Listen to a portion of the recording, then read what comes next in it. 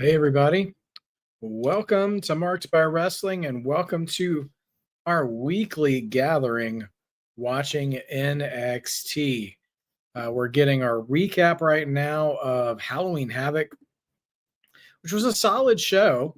Sorry I didn't get to watch along with you guys as I typically do for our NXT shows. But, just had some family prior engagements. You know what I mean? And so sometimes you just have to prioritize in life, my friends.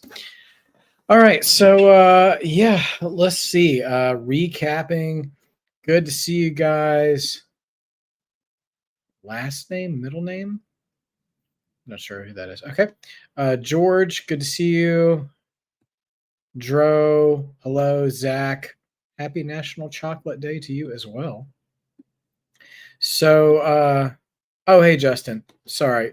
For some reason, I thought it was you, Justin, but for some reason, it's, I don't know why it's showing up the way it is. Now, Halloween Havoc. Since I didn't watch with you guys, I haven't really shared any thoughts on the show. Like I said, it was solid. I thought there were some matches that were really, really good. Some were just okay for me. So nothing I would say that was bad, you know. NXT just doesn't really do bad. So they're revisiting Tatum Paxley winning the women's championship. That was a crazy well booked match. I love that, there was a little bit of questioning. We don't know where Izzy really sits. I thought it was interesting that Sean Spears and Nico Vance were both very proud of Tatum, and Izzy was the only one acting a little sus about it. I mean, we always assumed Izzy would be, we don't know, because she's always kind of been using and manipulating Tatum this whole time. But I kind of thought the whole culling was like that. But I was actually kind of surprised to see the boys in the culling totally have Tatum's back, So I thought that was interesting. Trick and Ricky, that was a solid match. I gotta tell you, hey Dawsey, good to see you, man. I didn't expect Tatum to win, but I'm glad she did. I mean, she deserves it. It was great to see her win. It was a great moment for Halloween Havoc. Tuesday Adams, as they call her, in the NXT arena. And it makes sense for Ricky Saints to retain. I got to tell you guys, I'm not on board with babyface Ricky Saints. I mean, I think once he'll eventually be a heel at some point, either now or later, and then I'll probably connect with him a little more. He just feels like such a natural heel. You know what I mean? Solid match though with him and Trick. It's a tall order. I gotta say, I want to be fair. It's a tall order to be the champ after Obafemi. As we see Jordynne Grace arriving to the building today, excuse me, Jordynne Grace is going to be challenging for a title she used to have when she was in TNA, the TNA Knockouts Championship. She's going to be taking on Kelani Jordan. Oh, Trick is in the truck. He's in the production truck. Trick is crashing out on the production team.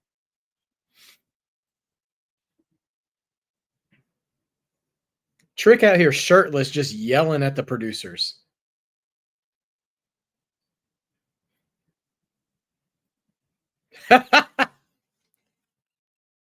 Trick is just walking by random people backstage saying, "Watch out, stupid." Oh, that's so funny. Dro, I'll get to your comment in a minute, all right? I see you, though.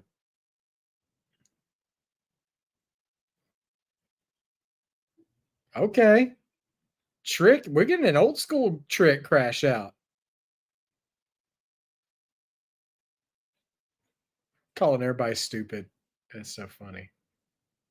Oh. Yeah, Trick's not crying in a car. He's crying in the building. All right, he's got a mic. He's in the ring.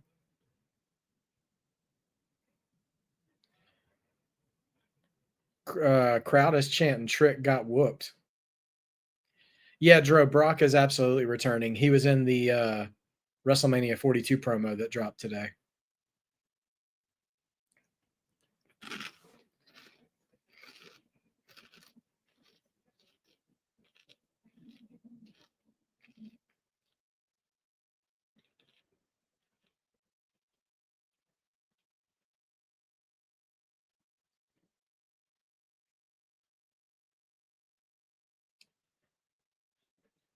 All right. Trick is trying to hijack the show, saying he's not going to leave till he gets his title match. We are having NXT Gold Rush next month over a 2-week period. Ava's here to interrupt.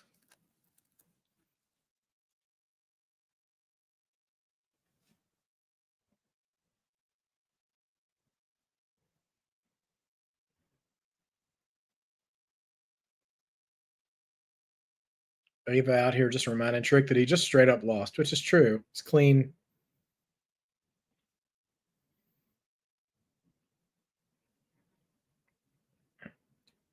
Trick's working this crowd, man. They're chanting right back at him as he's crashing out.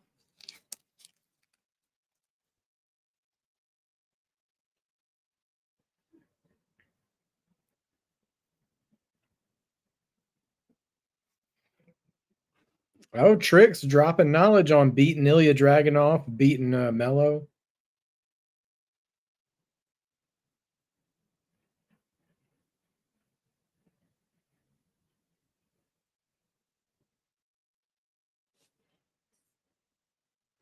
Yep. Dro, I responded.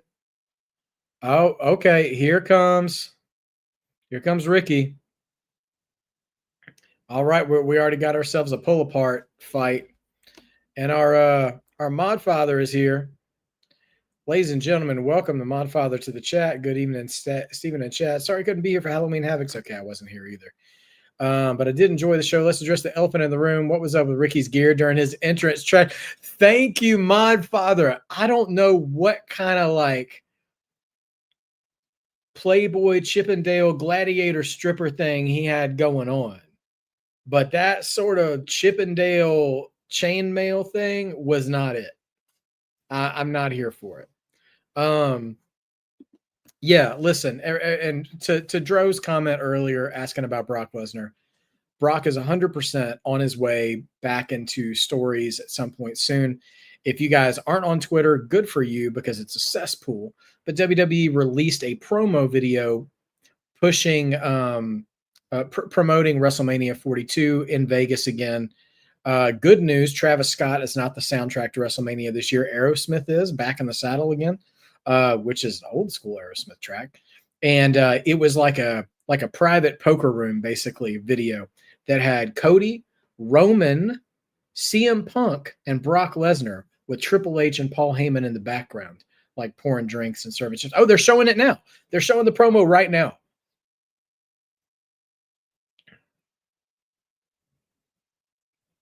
He was saying Athens will burn. For real.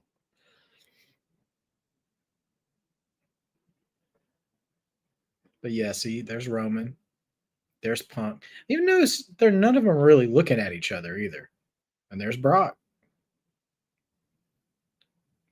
And there's Hunter and Paul right over Brock's shoulder. Who's dealing? That's what I'm interested about.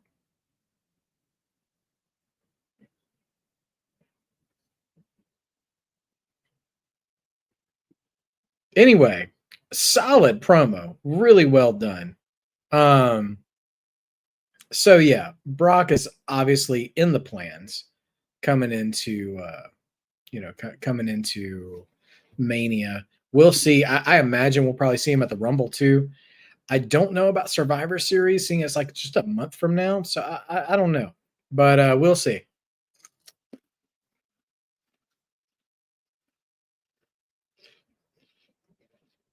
Brock does get scarier looking as he gets older. Like, the older he gets, the less he looks like he wants to be around people, which is probably true if we're being honest. But nevertheless, yeah, I think it's a great promo.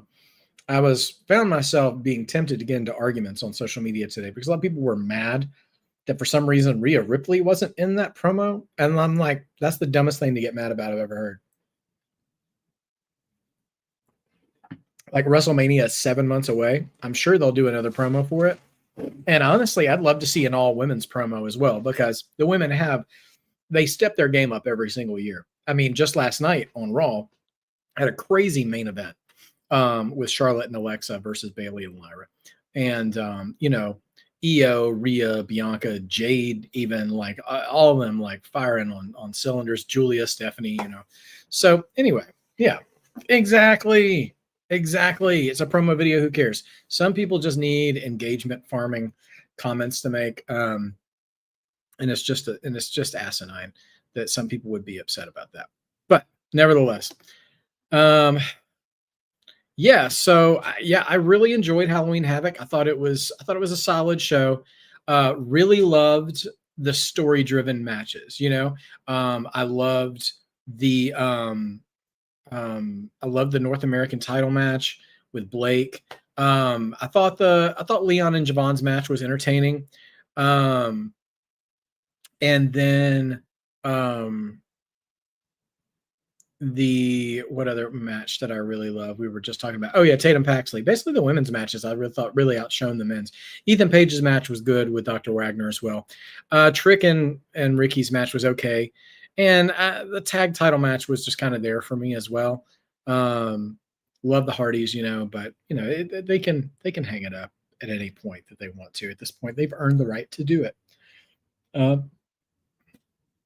Yeah, I'm not super in a hurry for Brock to come back. As long as honestly, I'm not all that interested in Brock coming back unless he's going to be matched up with somebody that he hasn't wrestled yet, and that maybe he's putting someone over. Because that's one thing Brock still has left to offer is to validate another wrestler, because he's such a monster. Otherwise, I'm not interested in seeing him steamroll a bunch of people I've grown to like over the past years that he's been gone. So, Sophie, if that's what Maven said about WWE, if that's really what he said, I mean, I haven't been following up with Maven. If that's really what he thinks, then maybe he just needs to stop trying to get attention, because that's really stupid. Wrestling is far better without Vince McMahon for multiple reasons. Granted, he built an amazing enterprise that is WWE, but that's stupid. All right, Dro, you think he's going to attack Punk on Saturday night's main event? That's fair. That is a guess. We'll see. We are getting our speed tournament final, which means we're determining the number one contender. Axiom is going to take on Jasper Troy, and the winner will get a speed title match against El Grande Americano. So I'm very interested in seeing where they go with this match. I think it makes the most sense for Axiom to take this. I can't imagine there's a big market for people to want to see Jasper Troy versus El Grande Americano. I feel like that match, as old JR would say, would be bowling shoe ugly. But Axiom and El Grande could be a lot of fun. So, nevertheless,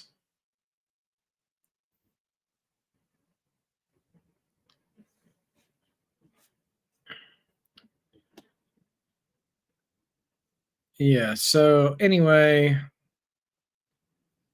ooh, Justin, the Wyatt Six attack the clowns. Okay, I'm interested to see that. I'm looking forward to that. The video package on Asuka from Raw was amazing. Very well done. Absolutely loved it. And she's a certified Hall of Famer. She absolutely will be. She's accomplished just as much, if not more, than any. When we're talking about the list of accomplishments, if there is an accomplishment for a woman to accomplish, she will. Asuka has done it in WWE, except for maybe Queen of the Ring. I think that's the only thing she hasn't done yet. But if there's a title, she's won it. Other than these mid titles, she hasn't, since they've been invented. She has not won it yet. But you know what? She can still go through that. She can still run the table on that. So we'll see what happens. A&B Convos in the house. Good to see you, my friend. Smash that like button, everybody. And yes, A will be joining me. We are going to be doing predictions tonight after the show for Saturday night's main event. So please stick around. 2 minutes and some change left on this match already.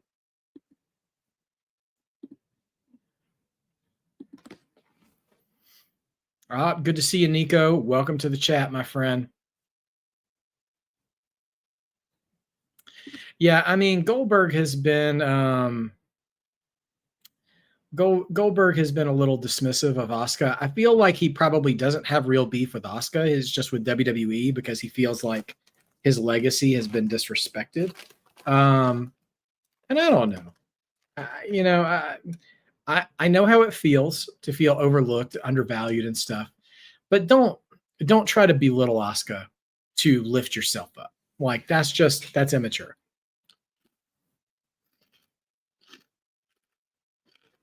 All right, under 90 seconds left. Axiom seems in control. Missile dropkick off the top. Oh, the Grandes, the what did I call them the other day? Venti and Trenta over there are in the crowd watching this match. All right, so we're under a minute now. Yeah, it would be great. I would love to see a full on like. Can we pause with the MFT Wyatt stuff and send the Wyatts to AAA to deal with the clowns? I would rather see that, and the MFTs could deal with the super team of Sammy, Phoenix, Ilya, Nakamura, all the guys they dropped last week when they ruined Ilya's title match. Oh man, with the Henry Slam, we're 15 seconds. They're gonna have to wrap this thing up. Oh no, boss man slam. Don't tell me Jasper Troy. Oh my gosh. We're getting Jasper Troy. We're getting Jasper Troy versus El Grande Americano. I can't lie. I'm not excited about that matchup. I mean, congratulations to Jasper Troy. He seems to be getting a steady push behind him since coming up from LFG, but like and I mean, it is the speed title. It's not like he's dethroning Ethan Page or Ricky Saints or anybody like that. But I don't know, man. They're really starting to love El Grande. You know what I mean? So yeah, I don't think Jasper Troy gets out of this. So when are they doing this? November 11th. Okay. So that's actually a week before the Gold Rush episodes. So Jasper Troy is getting that. Okay, Zaruka backstage. It's Ava.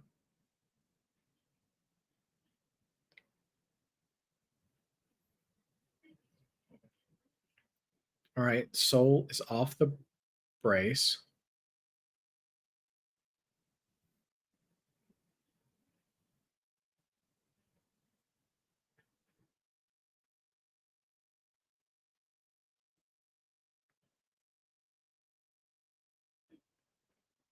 Ooh.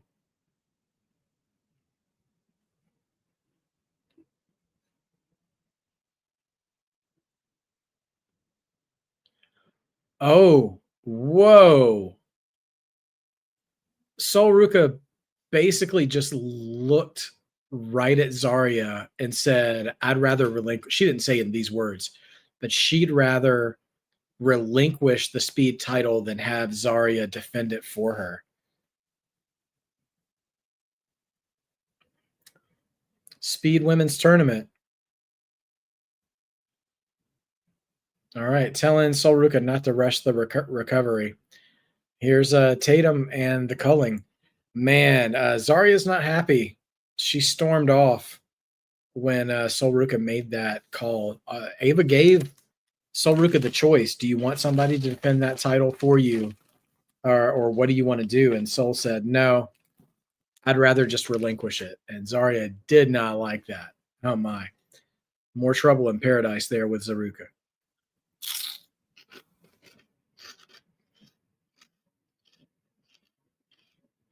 Well, all right then.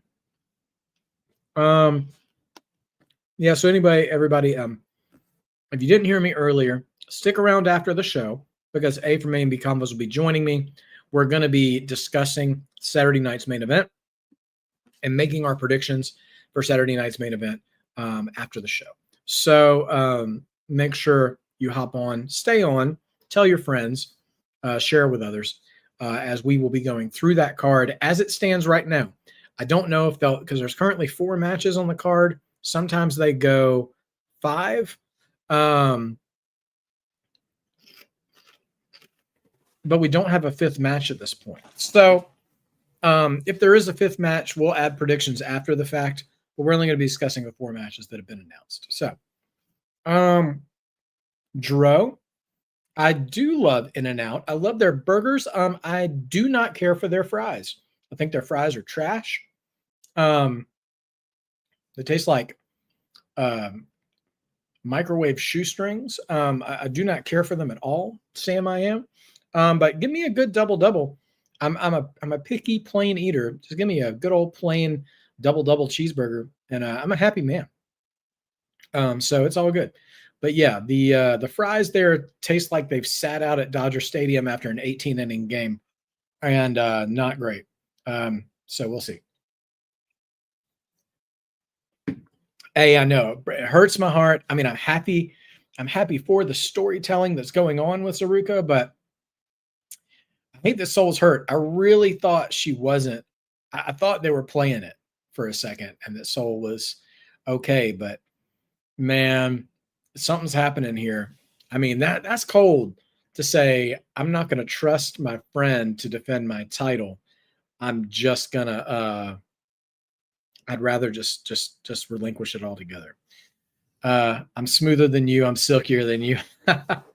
Smooth and silky, Modfather. I like that. Ricky saying it's the real Silk the Shocker, man. I love it. My favorite show on Netflix. Oh, Angela, that's a good question. Raw, probably. I mean, that's kind of cheating. That is the show I watch the most on Netflix or NXT, counting the VPN. But no, not counting wrestling. It's not a ton of shows. I'll go through some of the shows that I have watched on Netflix that I discovered through Netflix. How about that? I'm a big fan of Arrested Development, which actually I liked before Netflix was a thing. Stranger Things, of course, really like that. I like Sophie. My favorite show on Hulu is King of the Hill, for sure. What else do I like that I found through Netflix? This was a sad, kind of awful show, but that show Adolescence that came out this past year, that was really tough, but it was good. Let's see, Black Mirror, which I haven't watched in a long time, but the early seasons of Black Mirror I thought were very interesting. Let's see, what else have I watched on Netflix that I've discovered over the years? Some other comedies that probably started somewhere else that I really liked, like Kim's Convenience and Schitt's Creek. I really like both of those too. Orange is the New Black. Sophie, I watched, I want to say the first like 3 seasons of that or so. And it wasn't bad. Blacklist. I've heard really good things about the Blacklist, Lockwood. Oh, you know what? Mindhunter. Mindhunter was a great show. Deserves another season. Really liked Mindhunter. All right, here comes the culling, which means our new NXT Women's Champion is on her way out. Dro, you said from In-N-Out, 3x3 animal style burger, extra whole grilled onions, protein style animal fry. Hey man, you're eating good, Dro. That sounds like a filling order. Good call. Good call, Dro. The Ed Gein story. You know what, Modfather? Ed Gein, he was wait a minute. Was he the one that Texas Chainsaw Massacre was based off of? I'm trying to think, because I did see the ad for that, and I can get into true crime documentaries and stuff, but I haven't seen that one. So thanks for warning me. Okay. Wednesday, I haven't seen season 2 yet, but I really did enjoy season 1. Yeah, keto thing. I did keto for a while, Dro, back in 2019. And then the pandemic happened, and then my family started making homemade sourdough bread, and then you got me. Blind Spot. I haven't heard of that one, Sophie. I'm unaware of Blind Spot. George, I could see JC interrupting Tatum, but I think JC's I think JC's time is up as champion now. I would have said Fatal Influence gets called up, but then they added Laney Reed, who is a super rookie right now, which is great for NXT, but she's not ready for the big lights yet. And that's not a criticism. I just feel like she just got here. You know what I mean? You were all in on the blacklist. Oh, I hate to hear when a final season gets fumbled. Speaking of final seasons getting fumbled, How I Met Your Mother. That was a fun show until the last season. I hated that too. Really, if anything, the final episode. Hated how they ended that show. Completely stupid.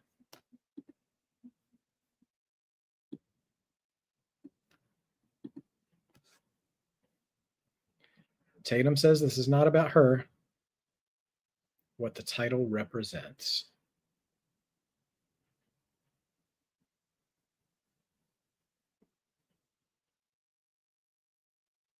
She's never going to forget the heartache. So is she going to thank Izzy?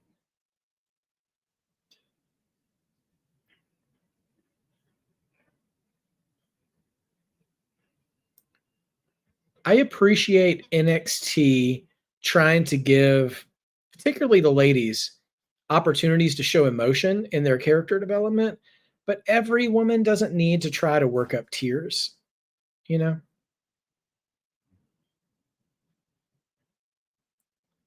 Some might say I'm a little how I wasted your time, Dustin.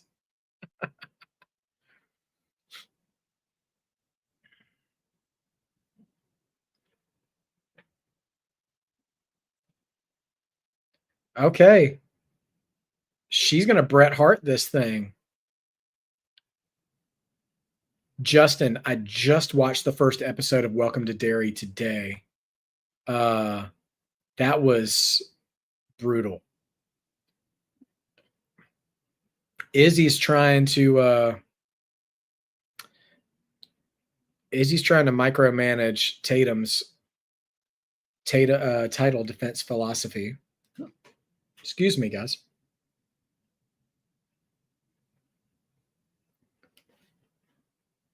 Sophie, I watched Friends when it was on TV during its first run. I was a huge Friends fan. I haven't revisited it much though, if I'm being honest.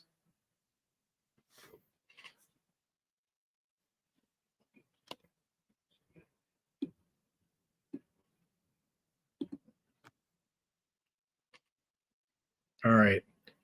Izzy's telling Tatum that she needs to make people earn their shot when Tatum says, no, I want to just give out title shots.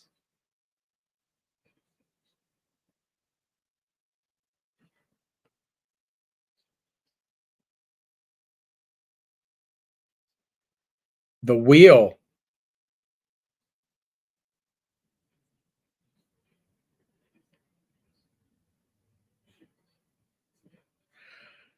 She's using the Halloween Havoc wheel to choose her challenger. Tonight. Tatum's going to defend tonight. Izzy's trying to stop her. Actually, the whole culling does not like this idea. Whoa, we've got Wendy Chu, Lola Vice, Zarya, Tyra May Steele, Kaylee Armstrong. Sean Spears points out that Izzy's name is not on the wheel.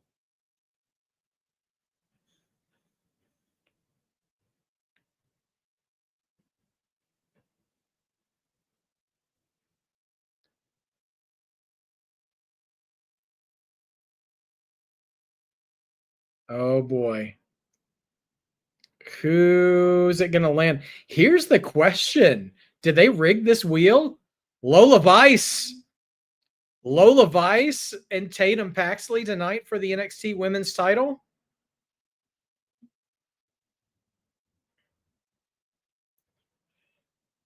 Oh my. Okay, y'all.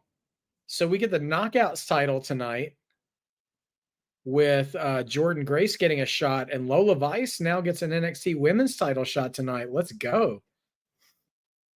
Trick still crashing out backstage. Modfather, I see your question. I'm going to put it up. Oh, Trick and OTM. Come on, A. Have a little bit of faith. Here's Ren and Kendal. Kendal defending the Evolve Championship tonight against Lash Legend, by the way.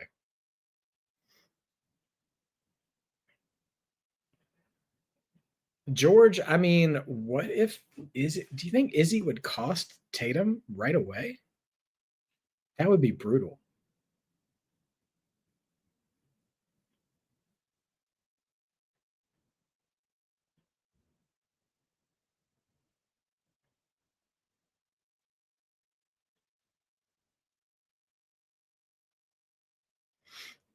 Hmm.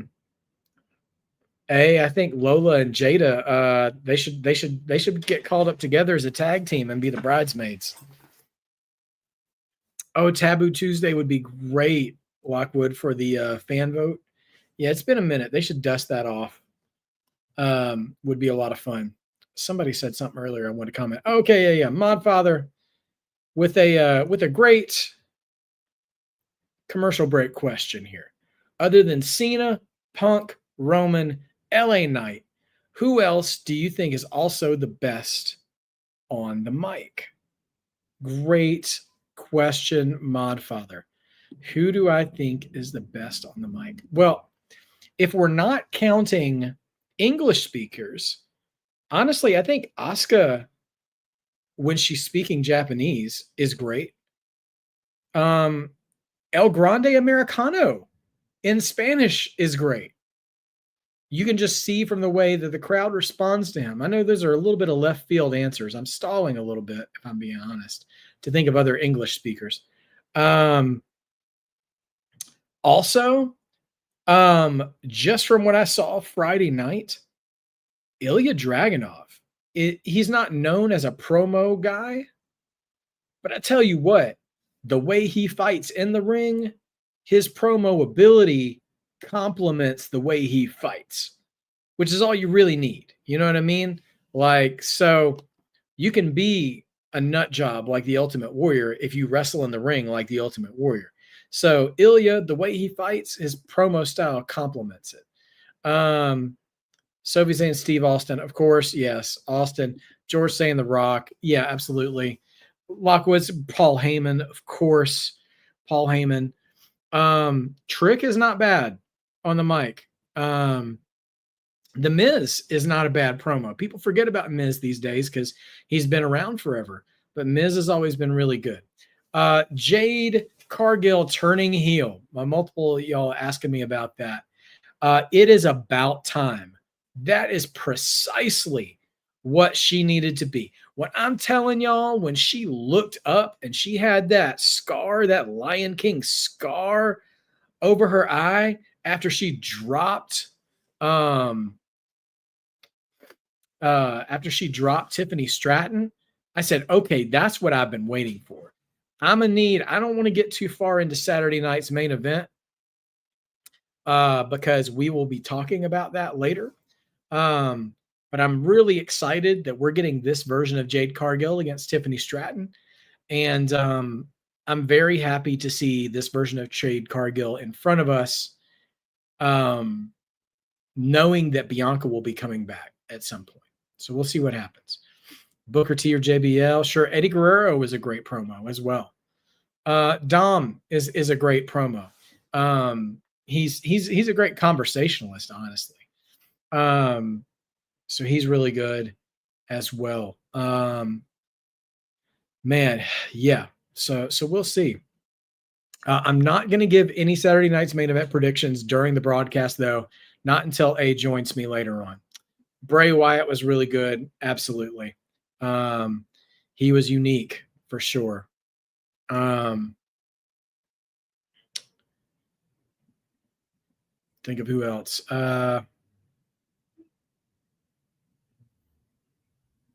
I'm sure there are others. I mean, depending on how I'm trying to keep it modern. But yeah. Honestly, Braun Breaker is getting better. I don't know that I would put him in that list yet, but sooner or later. All right, here comes Lash Legend. So we're going to get Lash Legend versus Kendal Gray for the Evolve title. Lash, I'm interested to see how this match plays out because I don't expect Lash Legend to be the Evolve champion. She's moving up, not down. But also, how you going to book this match, keeping Kendal Gray champion? Maybe there will be some outside involvement. We'll see. Hey, Shamanica, good to see you. Miz, absolutely, Miz was great. Like Miz's promo on Daniel Bryan on Talking Smack is one of my favorite. It's one of my all-time favorite wrestling promos. It wasn't polished. It was just raw emotion. He was so good.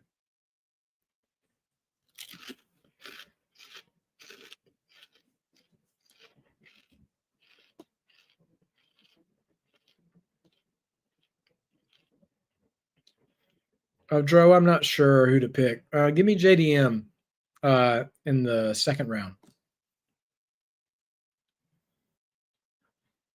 Kendal Gray's entrance music sounds like a Chevy commercial. Like I'm expecting somebody from Yellowstone or something to show up any minute. That stomp clap electric guitar stuff. Which don't mind me. I don't actually hate that kind of music, but not as entrance music. I really, Sean, I do not. No, I don't think. I don't think Lola's winning the title tonight, which is a bummer. I think the match will be fun. We'll see. Sophie, I'm rooting for the Dodgers. I mean, they're the American team, but also I'm in the LA area, so got to root for the Dodgers.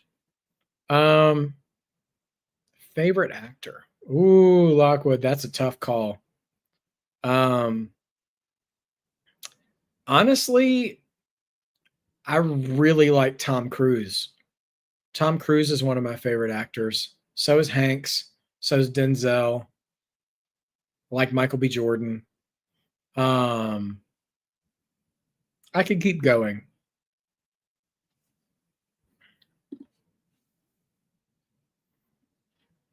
Sophie, I really like Regina King. I think she's a fantastic actress. I can name some more, but I'm into wrestling now.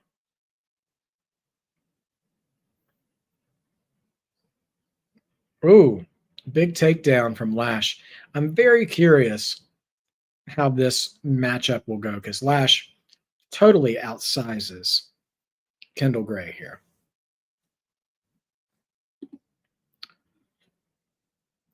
Yeah, I've watched The Big Bang Theory before, here and there, just like individual episodes. I've never watched the whole show. James Spader, oh yeah, really good. He's a great actor. Ciampa and Gargano as promos, Ciampa's not a bad promo. Since they've been on the main roster, I mean, they have not been put in a position to cut a good promo. But Ciampa is a good promo. Gargano's fine as a promo. Samoa Joe can be an excellent promo as well with the right material.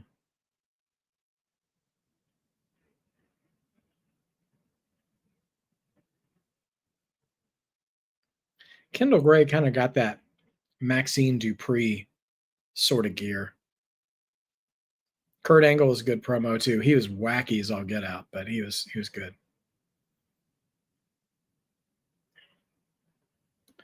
Crucifix from Kendal only gets 2.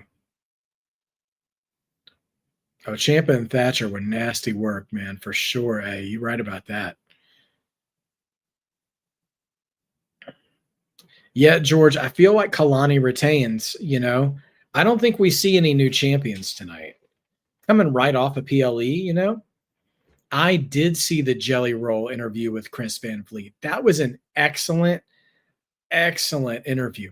Anybody who wants a good, healthy mindset on the right kind of celebrities to be involved in WWE, watch the Jelly Roll interview. Because that guy's got the right mindset. And just as planting a seed, Jelly Roll told Triple H he wanted to lose the SummerSlam match. He's like, the celebrity shouldn't be winning this match. These guys are pros. You know what I mean? So, yeah. George, I'm going to give you kind of a non-answer about this.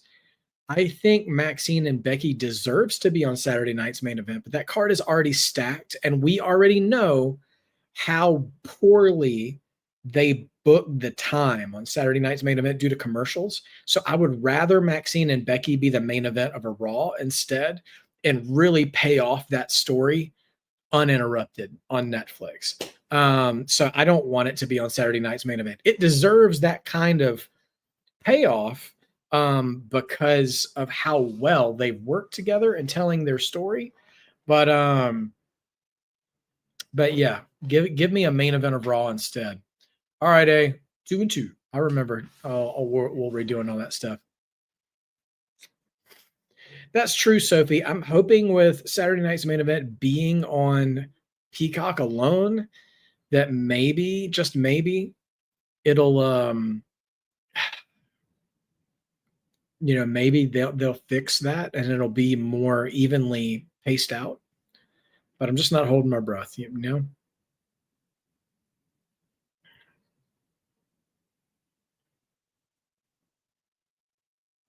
Mm-mm-mm.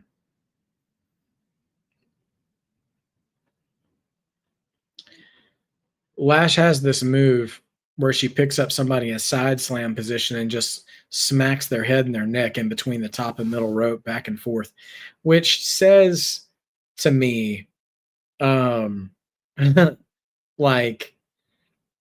that move sounds good on paper, but when she does it, I don't know, it plays off kind of weird. Yeah, George, says she's going to take her time. If I'm calling that, if I'm booking that, George, I would have, knowing they're coming here before Survivor Series, I would put that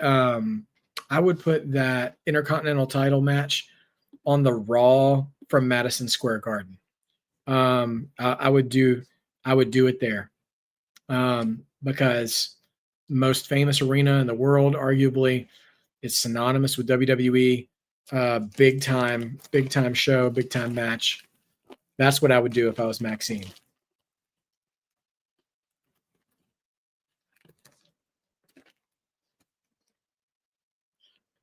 Lash, we're still in either in commercial or in split screen here, but yeah.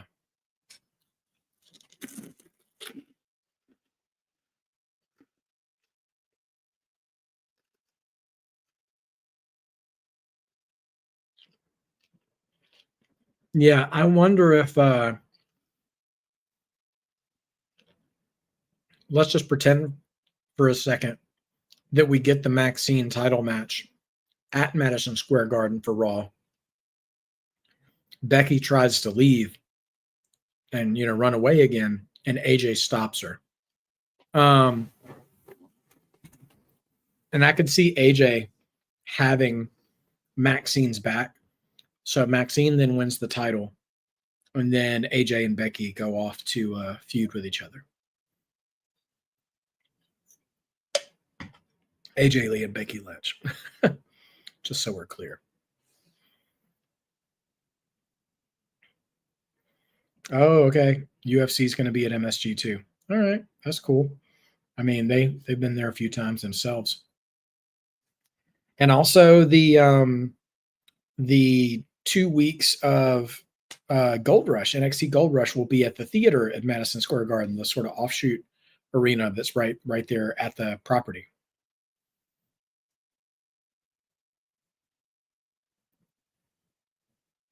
Man, speaking of Chris Van Vliet interviews, Justin, if you guys have seen Natty's interview with Van Vliet, it's also really good. I would love to see Natty Neidhart again on Raw, not Natalya, but we'll see. Well, the sing-song chant has made it all the way down to the Evolve champion, Kendal Gray. I think that's probably a good sign it's time to retire that chant, that we've gotten all the way down to developmental with it. I love Kendal Gray, but yeah. Dro, I do not know who Matt Troyes is. Crossbody and drop kick from Kendal.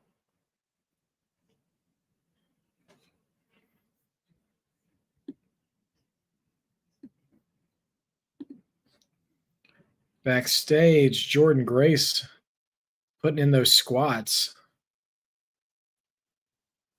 Oh, okay. So Jordan and Kelani are the main event tonight, Vic Joseph just said.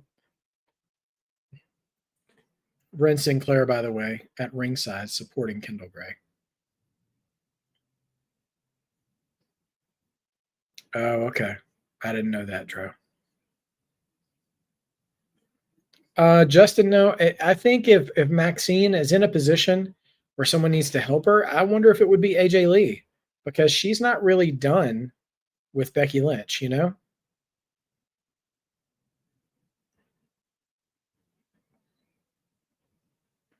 Oh, big German suplex there from Kendal Gray on Lash Legend, which ain't nothing because Lash is not a small girl. And Kendal is not huge either. Going for a single leg takedown, but Lash just kicks her away. Swing and a miss. Drop kick to the knee and a leg sweep from Kendal. Springboard stomp.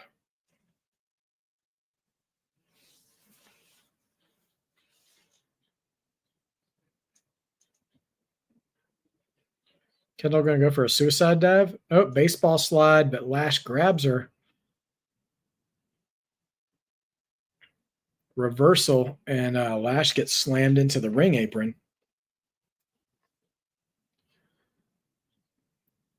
Oh, man. Kendal Gray with a reverse a backdrop into a DDT on the outside of the ring.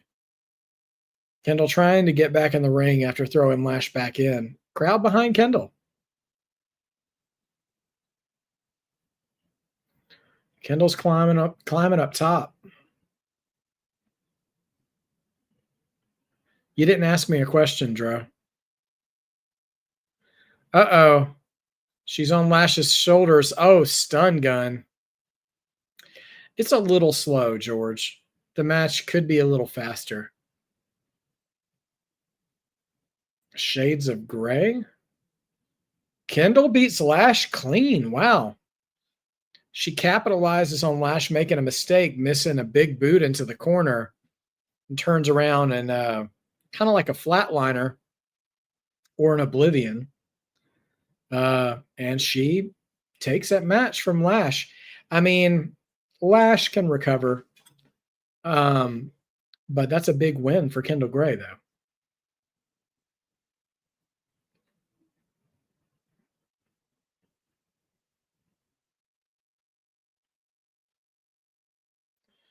Vic Joseph putting over Kendal Gray hard, comparing her to Javon Evans and Leon Slater in terms of being the future.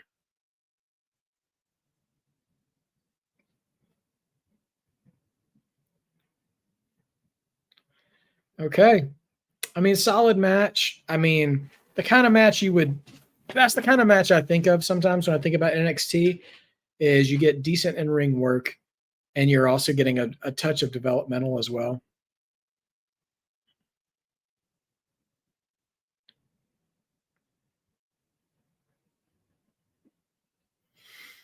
Okay. Teflon Don got some other comparisons. Trick Williams, the next Booker T. Braun Steiner, the next Goldberg, minus the CTE. Amen. Rhea, the next China. Dawkins, the next D'Lo. Just thinking out loud. For sure, dog. Bronson Reed, the next Bam Bam Bigelow.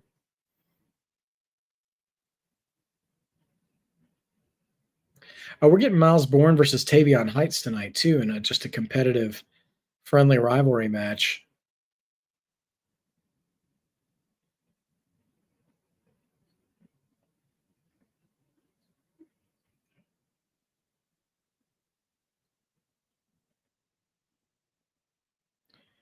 Oh, yeah, they got in an argument over who could fight Josh Briggs next.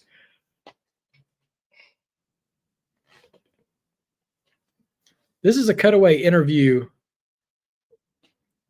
where Tavion Heights is out here with a fishing pole. This is wild. Tez is a new MVP. Okay.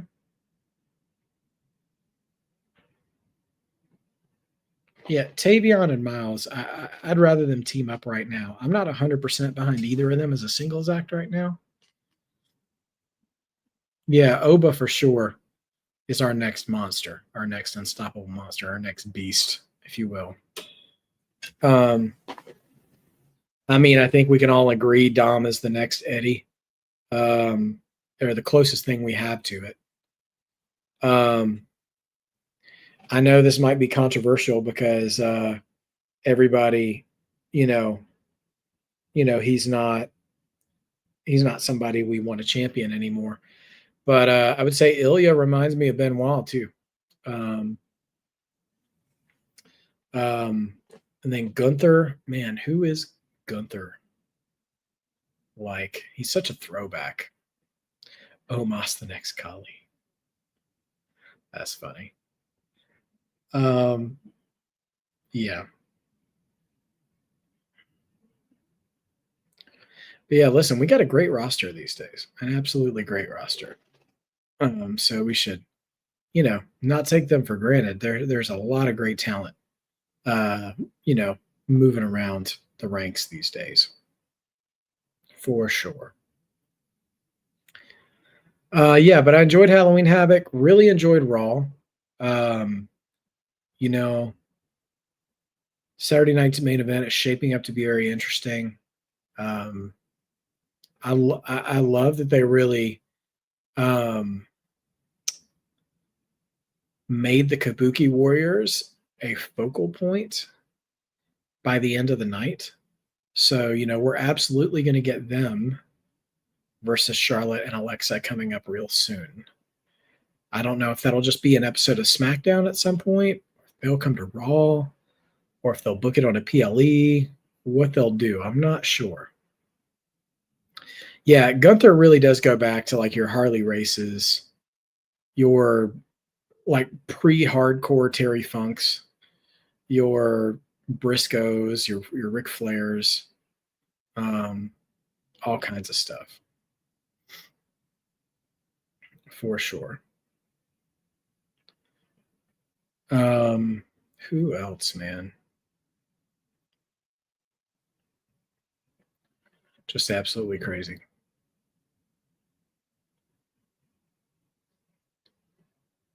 Oh my goodness.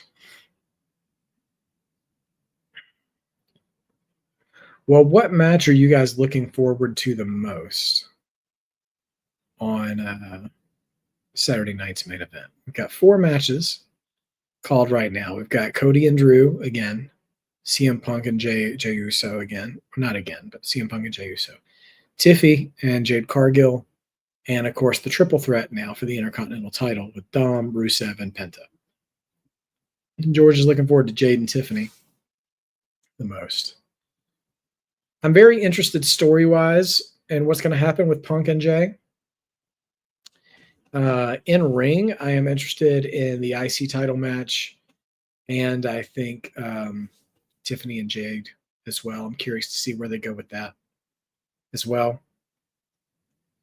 I'm also, you know what else I'm interested in is the match order in that night. Yeah, I think of Test some too when I think of Briggs. Oh, here's Lola here to congratulate Tatum Baxley.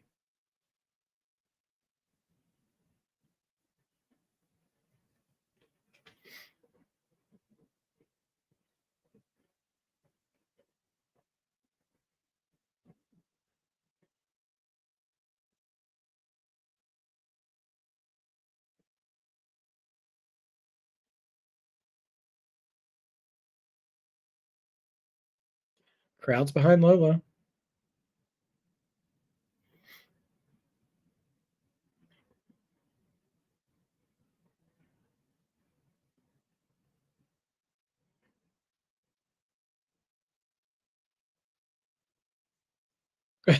Izzy, you're here.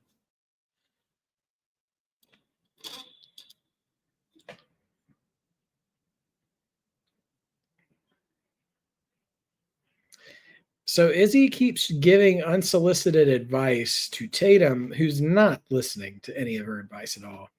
You can tell Izzy's growing more and more resentful of it for sure.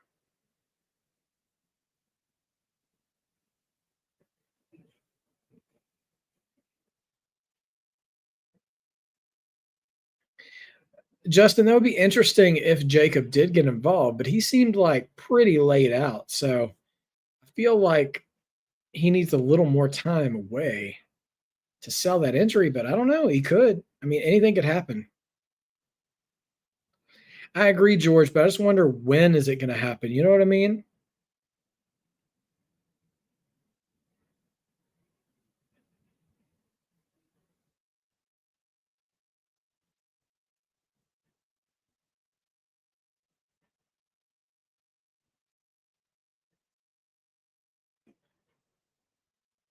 Clean loss is the new dirty. Right. Oh, gosh. All right, here comes Tavion. Here's Tavion, and Myles is on his way.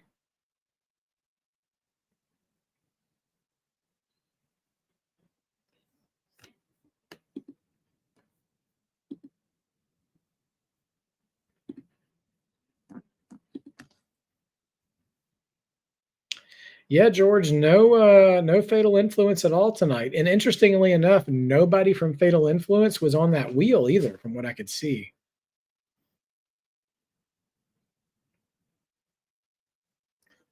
All right, we'll see. We'll see what this match brings us. Myles Borne's got the most generic Tron of them all.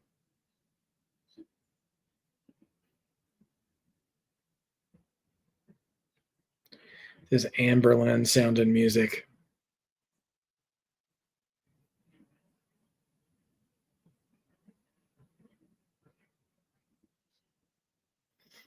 Okay, what's up, everybody? Hey, BKL 2001. Keep up the good work on the channel. I appreciate it. Shout out from South Bronx. Okay, South Bronx. Good to see you, BKL. Thanks for stopping by, man. Thanks for being here. Much appreciated, brother. Thanks for being here. Yeah. I mean, I would be surprised if that was the last we saw of JC Jane immediately. You know, I feel like she's not completely done, given the length of the title reign she had for her to just like disappear. I mean, although they did that with Oba, though, we haven't seen a peep out of him since he lost the title either. So I don't know. We'll see.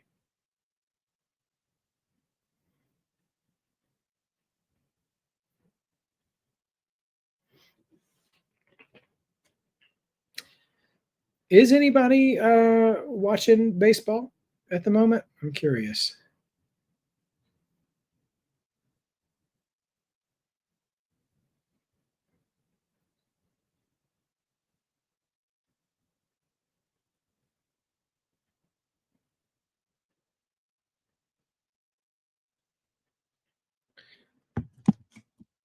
That's a great question, Angela. I don't know.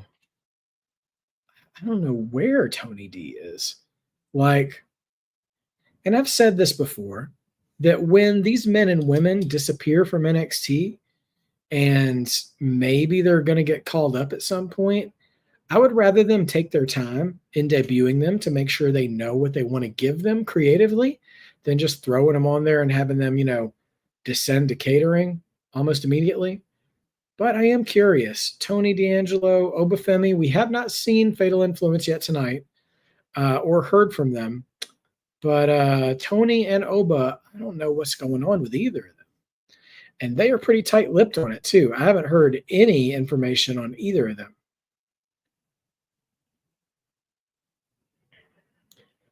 Rashizi, hey. What a Halloween Havoc last Saturday. Absolutely agree. By the way, I got to ask, do you think WWE begins to build up Survivor Series War Games from now? I think starting on Monday, we will start seeing it. They got to get past Saturday night's main event. They usually focus all of their booking, almost all their booking, on the very next thing, and then start building from there. But one thing they've been doing that's pretty good is they're starting to build feuds they know aren't going to have a match on the immediate thing, like say the MFTs and the Wyatts, right? They've been building that, and we see they're not going to fight on Saturday night's main event. So they'll probably do something at Survivor Series. I think Raw will start building to Survivor Series starting Monday, though, for sure. I think we'll start to get that, Rashizi. So good question. Good observation as well.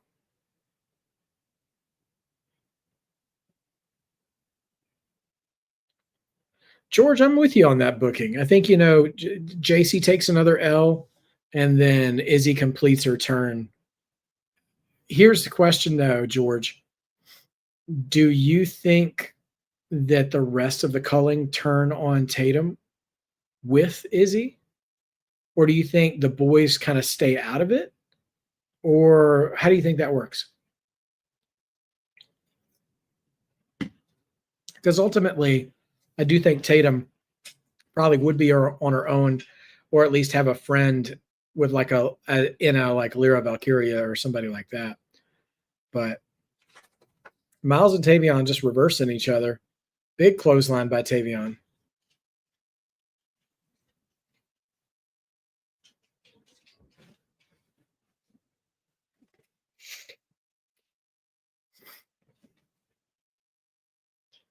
Crowd giving some good applause. Do you think we have the Clowns versus the Wyatts at Gold Rush or AAA for the AAA tag titles? That's a good question, Justin, because the thing is that usually for these, even the cross-branded NXT shows, there's at least one NXT talent involved. And you're talking about a main roster talent versus AAA talent. I feel like that match, when we get it, will probably be at a AAA show instead. I mean, maybe on SmackDown, but probably not. Probably a AAA show, because on SmackDown, the Wyatts are kind of spoken for with the MFTs. So I feel like we'll see it at a AAA show.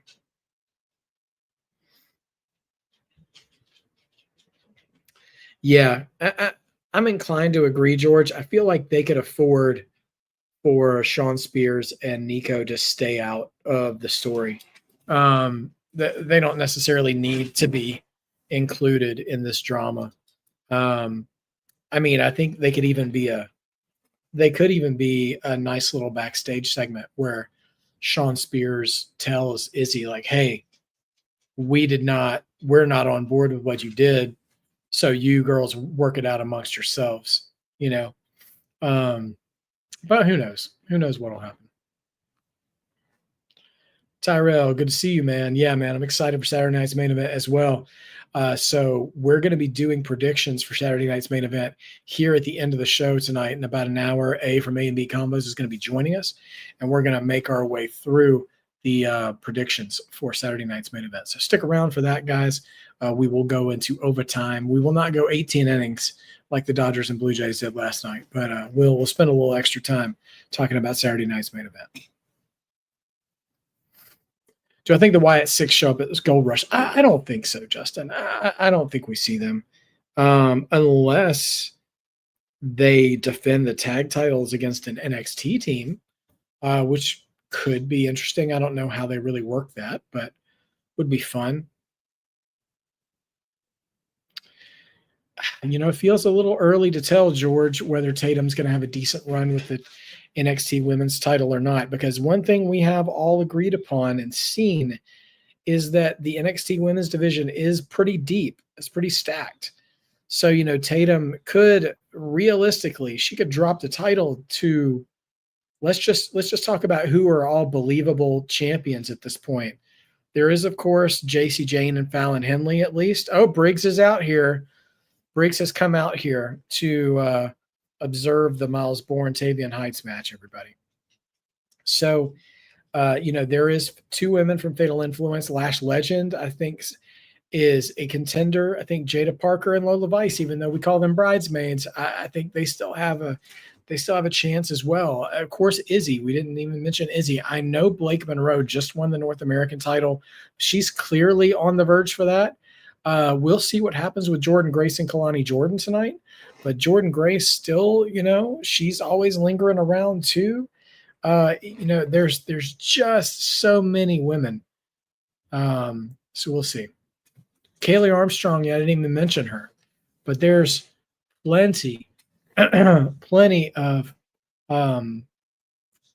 fresh challengers for Tatum Paxley. So it depends on how much they want to build somebody. Oh man, moonsault almost into a reverse DDT from Myles Borne there. Rickardy, good to see you, my friend. Thanks for coming in.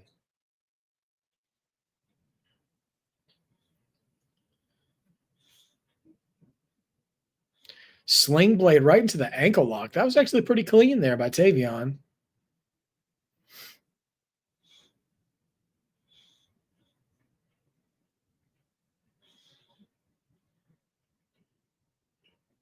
Booker T saying he hate a snitch. Snitches do get stitches. I wanted to have a good run too, George. I also thought JC Jane would have a short run, but I was wrong about that. I was way wrong about that.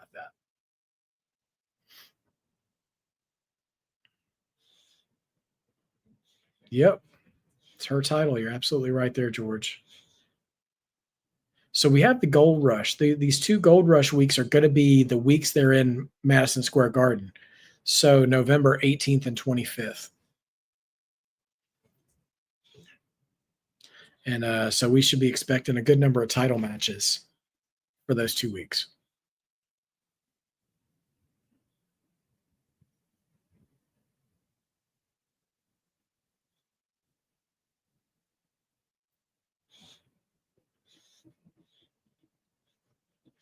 Uh-oh, Briggs about to interfere. Oh, but he just ate a shot from Tavion. Then Tavion gets clotheslined to the out of the ring by Borne, who's about to springboard over. And Borne takes out both Tavion and Briggs, sending Tavion back to the inside. Baby Randy dropkick right there. Oh, going for a zigzag maybe, but nobody home. Belly to belly, nope. Reversed into a small package. Myles Borne sneaks out a win. So I think Dom is defending the mega title at Gold Rush. Actually, that would be a lot of fun. I would like to see that. You know what I'd like to see too is that now that Ethan Page beat Dr. Wagner Jr. for defending the North American title at Halloween Havoc, I'd like for them to have a rematch, but this time for the Latin American title at Gold Rush. I think that would be a lot of fun. All right, Myles and Tavion, they're shaking hands, they're hugging it out. Just a friendly, competitive matchup. Oh, Briggs now attacking Tavion behind Myles's back. Myles isn't jumping out to help, though. Tavion and Briggs just fighting amongst each other. Oh, here's Trick. Trick just cracked Myles Borne in the back. Trick is still crashing out.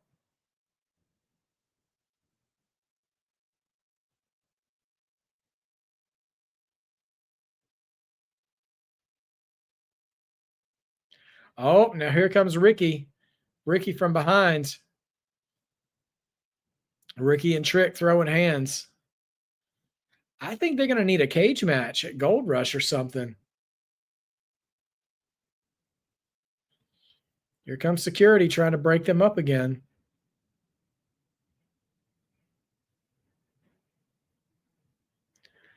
I imagine we maybe get Myles Borne and Trick next week. All right, there's Kelani, the Knockouts champion.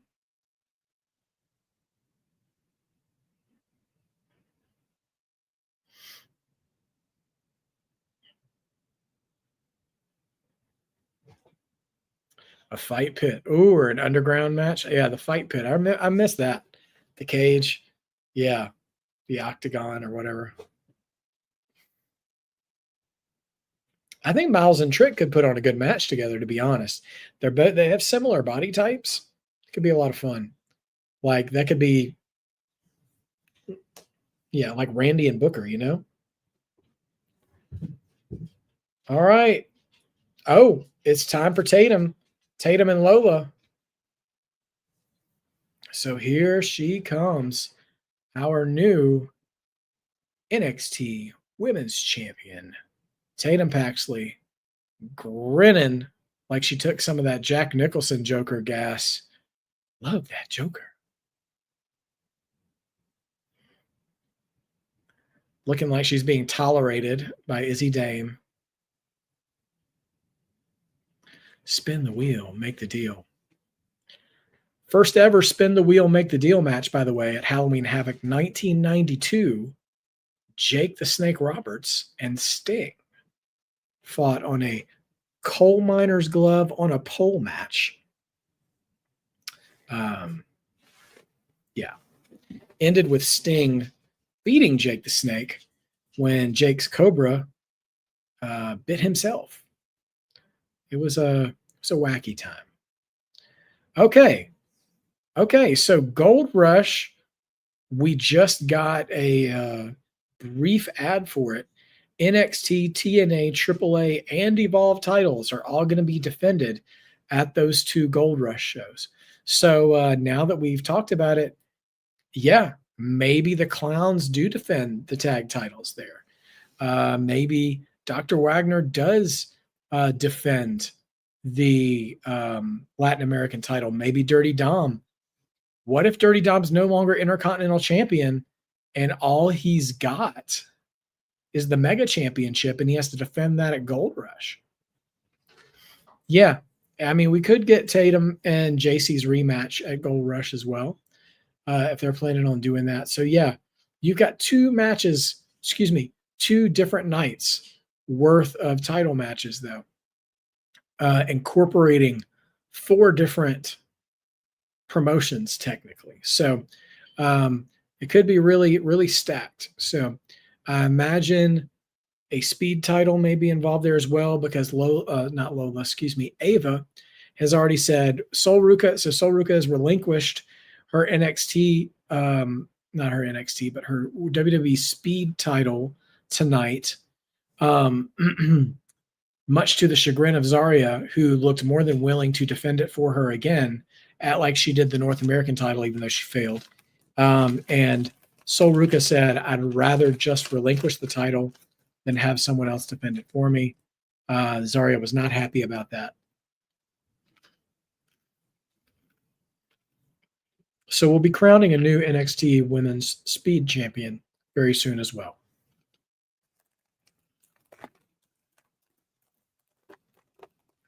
Honestly, that first speed tournament for the women had a ton of potential, but everything just went sideways really quick because Lainey Reed won the tournament, then allegedly injured her foot. But what happened was they replaced her with Jada Parker, and then Lainey Reed interfered to cost Lola Vice the women's title against JC Jane, joined Fatal Influence, and Sol Ruca defended her title successfully against Jada Parker, but now Sol Ruca's hurt. So anyway, yeah, it's all crazy.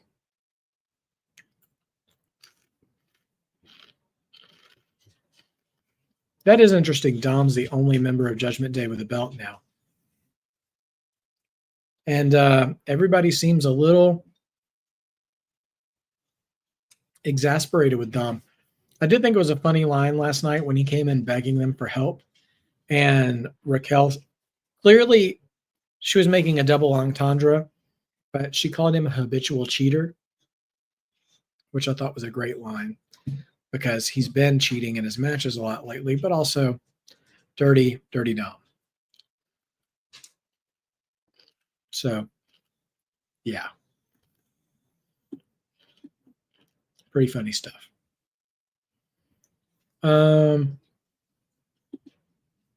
Yeah. Justin, I don't think Dom is long for the Judgment Day, but I don't know how soon he's gone. I wonder if by WrestleMania he'll be a full-fledged babyface. We'll see. Oh, Chelsea's here. Chelsea and the Secret, Hervis.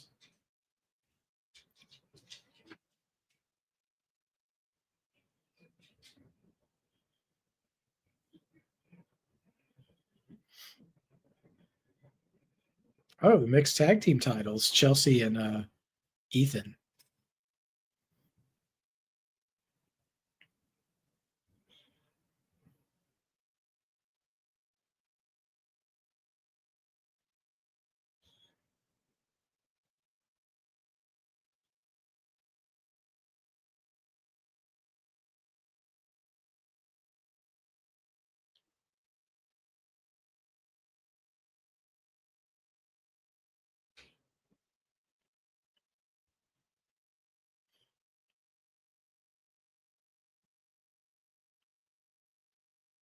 London event.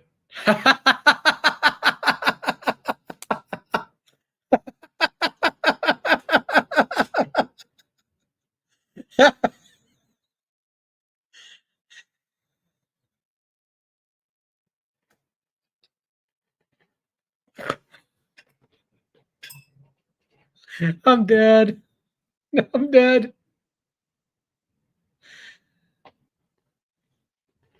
Okay. For those of you who aren't watching, Ethan Page asked Chelsea Green how the search is going.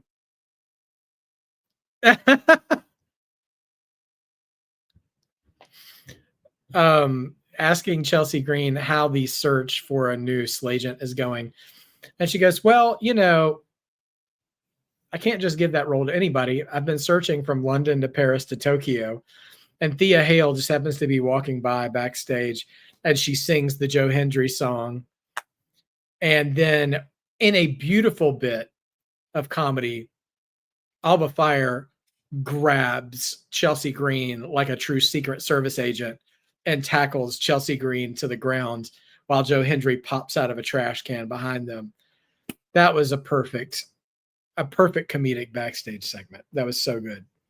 So good. Also, I wouldn't mind Joe Hendry and Ethan Page having a little feud for the North American title.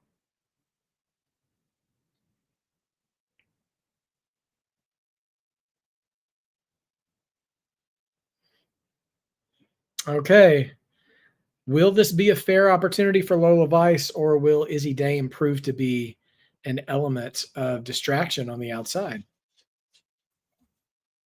Lola and Tatum, 1-on-1.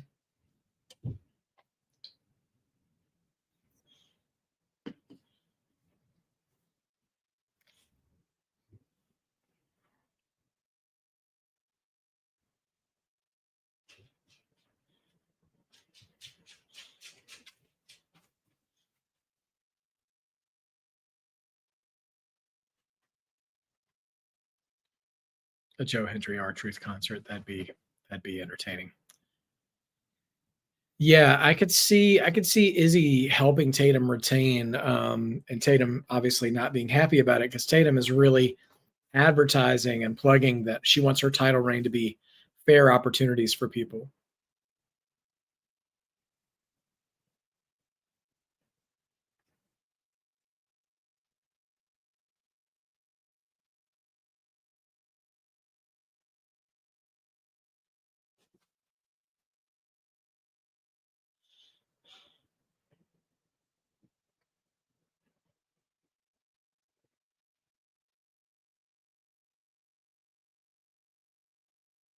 Oh, Lola going for an armbar here.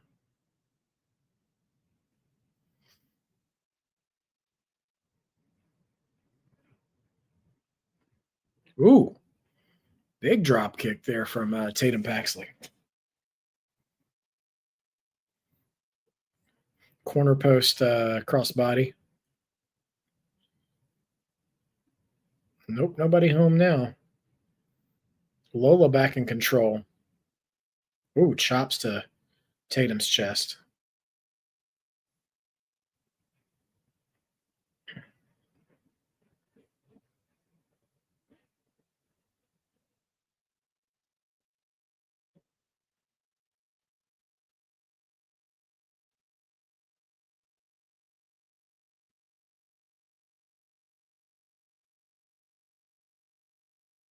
Tuesday Adams chants from the NXT crowd behind Tatum Paxley.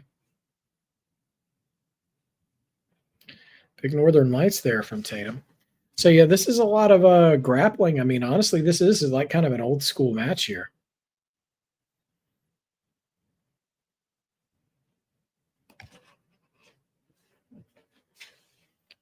Oh, there they are. We've been wondering. Fatal Influence is here. They're in the parking lot and just arrived to the building.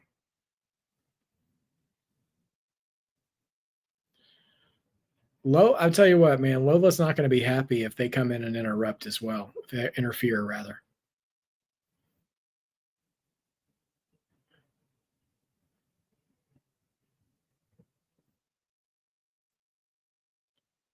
Oh, they're here now. Fatal Influence is here. And they attack Izzy Dame.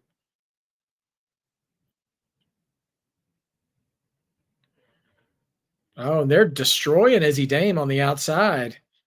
Listen, if I'm Lola, I'm trying to take advantage of this.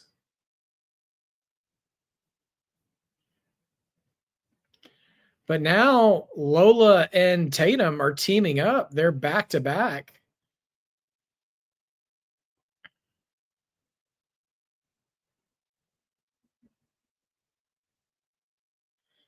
Well, they're coming in now. They're going to throw this match out. Thanks for nothing, Fatal Influence. Ruin the match. Crowd's booing it. It is. It's crap. We just thought we were done with Fatal Influence.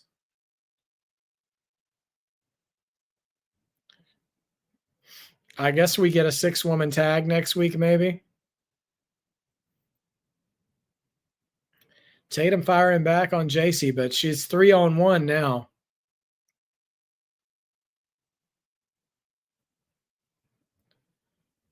Yeah, this sucks.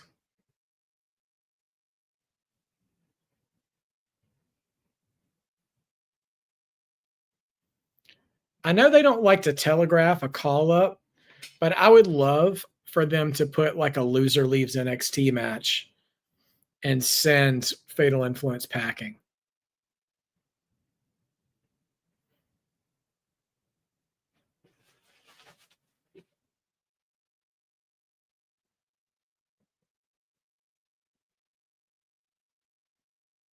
All right, then.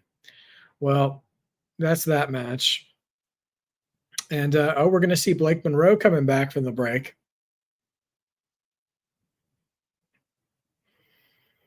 So that'll be interesting to see her next. Blake Monroe, the new NXT North American champion.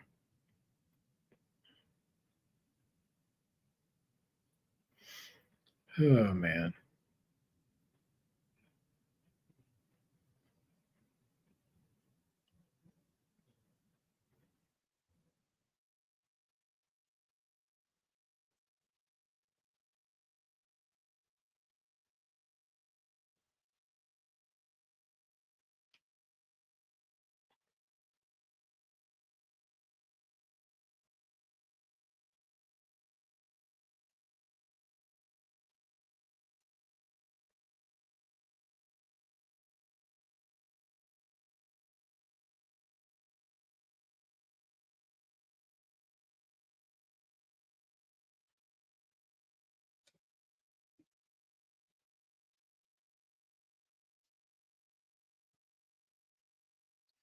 Okay. Oh, saying hi to the puppy here. Hi, Dro. Good to see you. Welcome back. Yeah, I think George. I think you're onto something there. I can see them doing a six person tag, coming up soon. Oh man.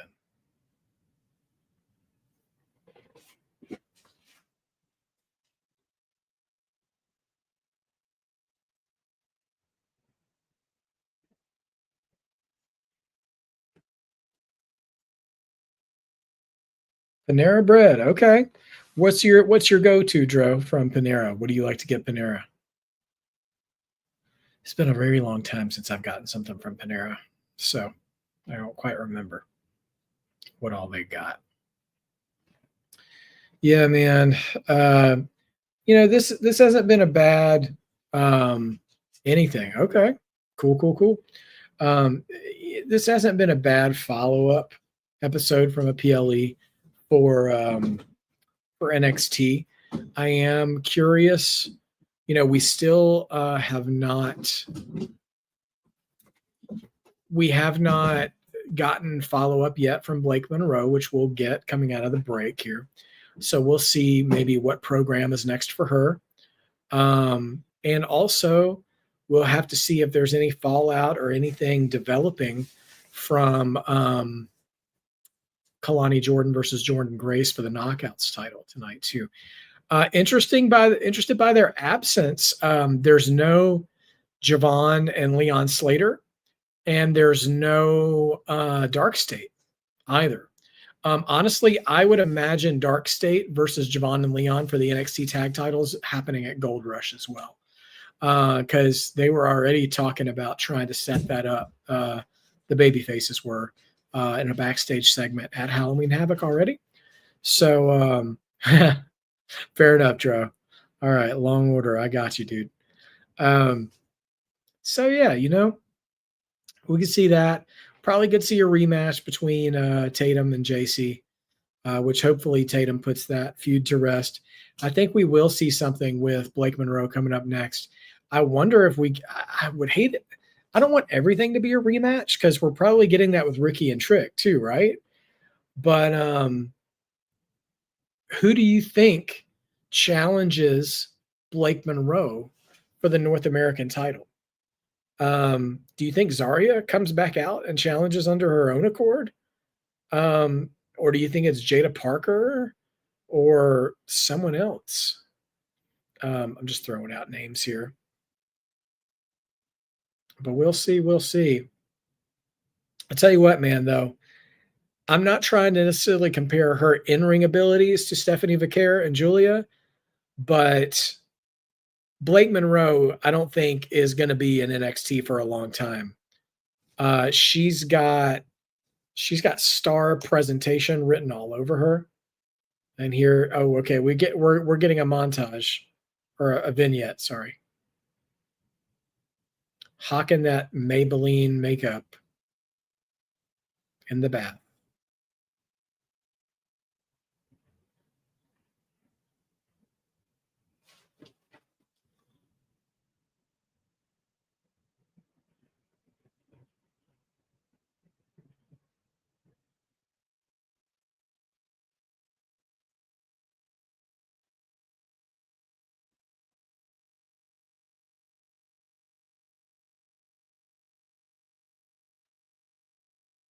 Ooh.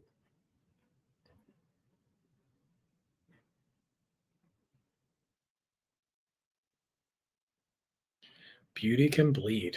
I like that.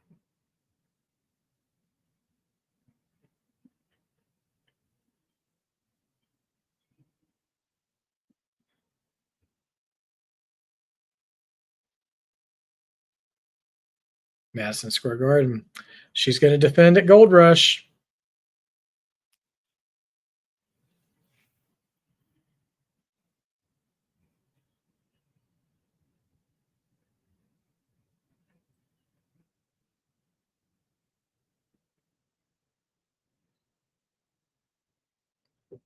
I really love her promos.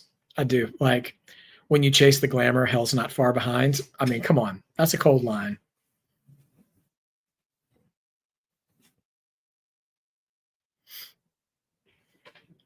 Booker T is so hyped up. Dude had a Red Bull. My gosh. Booker's a trip.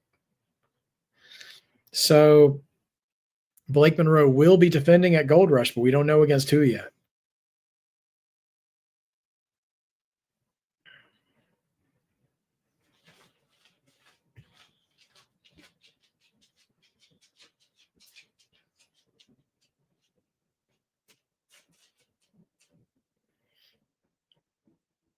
First time, not the second time. Booker is all riled up tonight. Stephanie Vaquer is not even in the building. This is wild. Sol Ruka, you think she's going to be ready by then, George?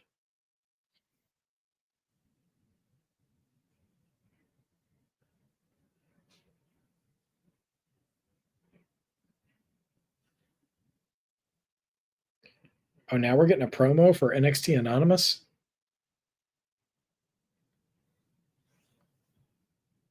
Oh, Javon is FaceTiming Leon Slater.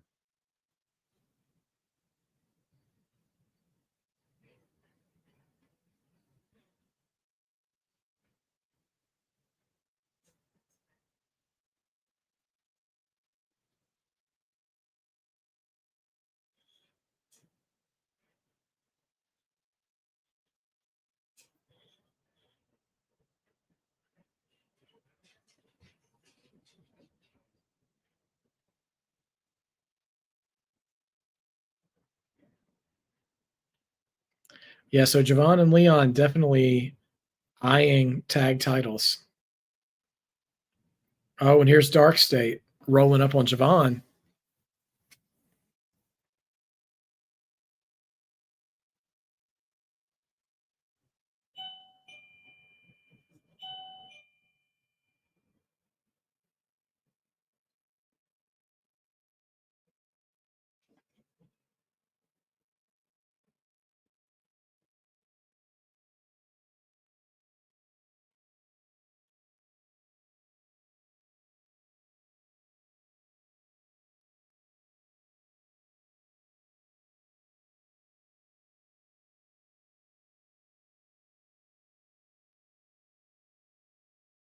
Oh, we're going to get Shaquan versus Javon next week? Okay.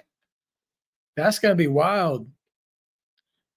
I think that match could be a lot of fun. Saquon Sugars from Dark State, arguably the most talented out of all of them, versus Javon one-on-one. Could be a lot of fun. And that's supposed to parlay them into a tag title match. So, I think Javon's got to take that. But that could be a lot of fun. Okay, women's speed tournament. Do they already have people determined? Because the tournament's next week, so normally they're good at announcing who it's going to be.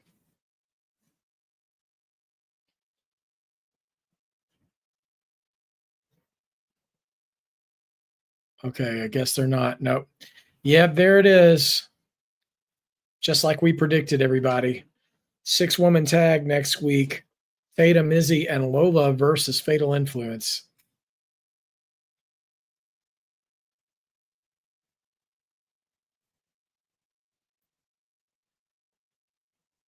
All right, main event time, you guys. TNA Knockouts Championship. Kelani Jordan versus Jordynne Grace. Drop those predictions in the chat.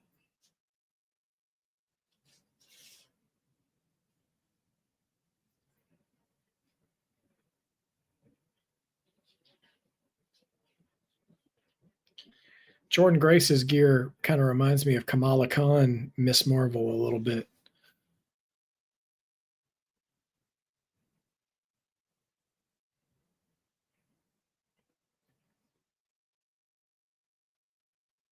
It's like Pretty Rich used to say, you got 4 people beefing, you're going to have a tag team match.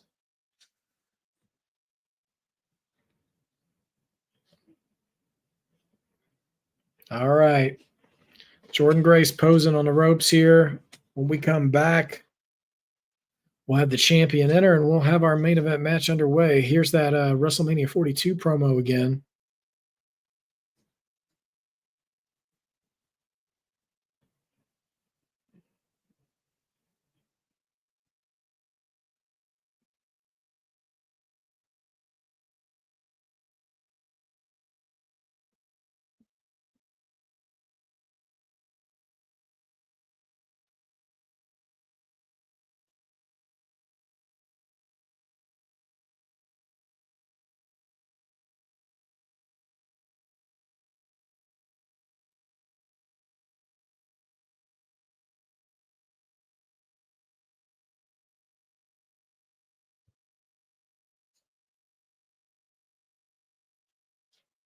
That was a great shot to get that poker chip to land right in the middle of the logo like that.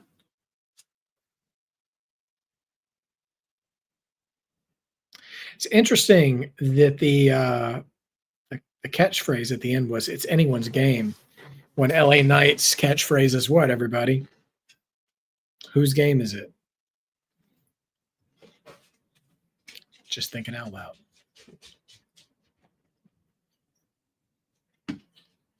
For what it's worth, I don't want to see any of those 4 men win in the Royal Rumble this year.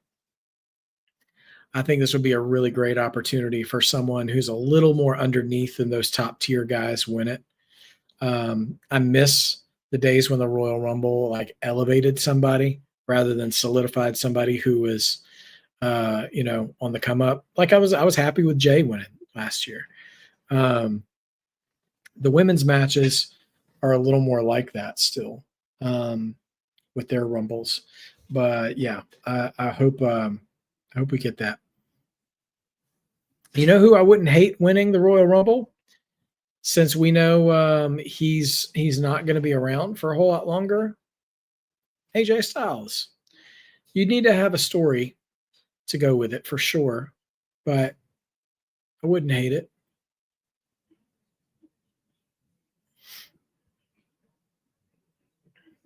I don't know if they'd give him a Royal Rumble win, though, even in his retirement year. They probably want to save that for someone they deem as bigger or somebody they're going to spend a more concerted part of the year on. I don't know. But would be fun. Would absolutely be fun. Checking in with the World Series, the Blue Jays are up 2-1 on the LA Dodgers at the end of the 5th inning, in case anybody was curious. Oh, man.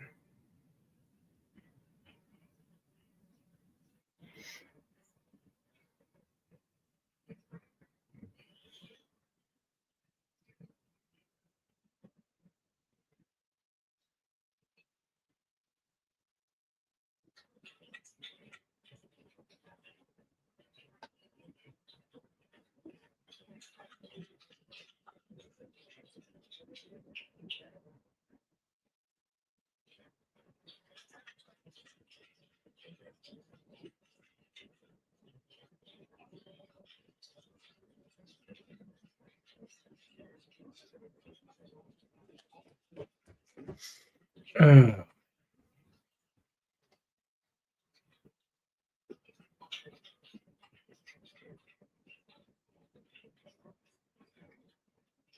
Yeah, I think the main event here will be very revelatory tonight, as we're a few seconds away from our main event here tonight at NXT, as to maybe what direction we'll be going for the Gold Rush NXTs in a few weeks.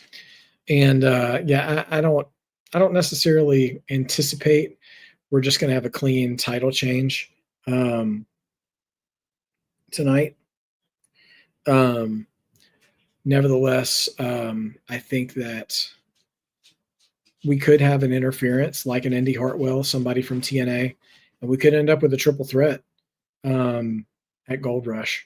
We'll see what happens. Dro, Tatum did retain the title, but it was a disqualification because Fatal Influence returned and interfered and ruined the match. So here's another ad for the 2-week event of NXT Gold Rush.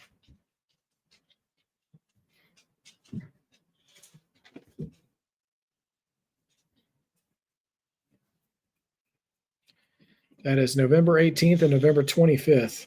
Come here, buddy. Sorry, channel mascot needing some attention, ladies and gentlemen. Oh, yeah, we do have NXT Deadline coming up in December as well. They keep saying who will out-strategize, which is a weird way to say who's going to win wrestling matches. Makes me wonder if we're going to get the Iron Survivor matches at Deadline. Here's Sol and Zarya.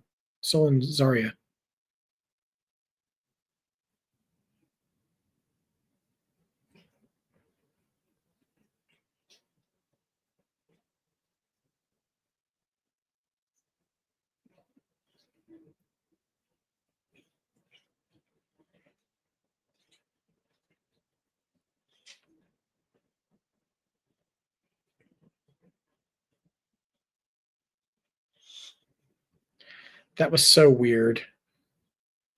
Zarya is going to go in the speed tournament, okay? And she's going to win the title back for Seoul.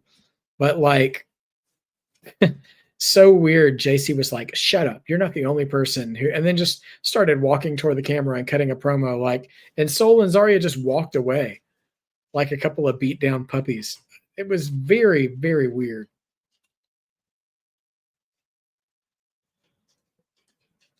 JC absolutely is a sore loser. It's fine, but like, I don't know why Zarya just wouldn't have dropped JC like a bad habit for interrupting her like that.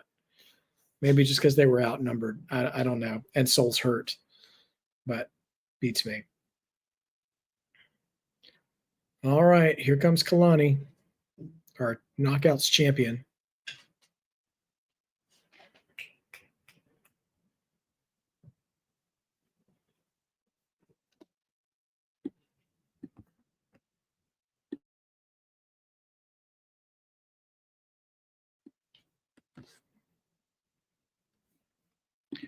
These two have been beefing a little bit since the Survivor Series match they had at Showdown last month or the beginning of this month. I can't remember if it was early October or late September.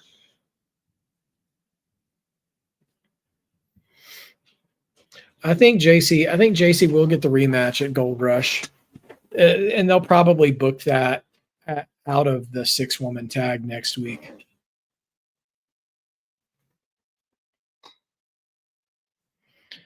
I think the only weird thing is, they'll have. Oops, let's see here. Sorry. They'll still have a couple of weeks before Gold Rush to build it, so we'll see.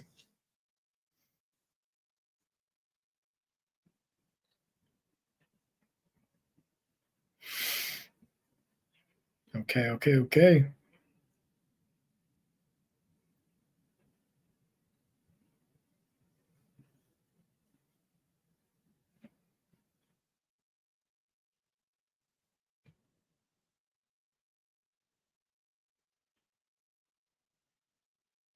Okay, we're getting the spotlight entrances. Introductions and all that stuff.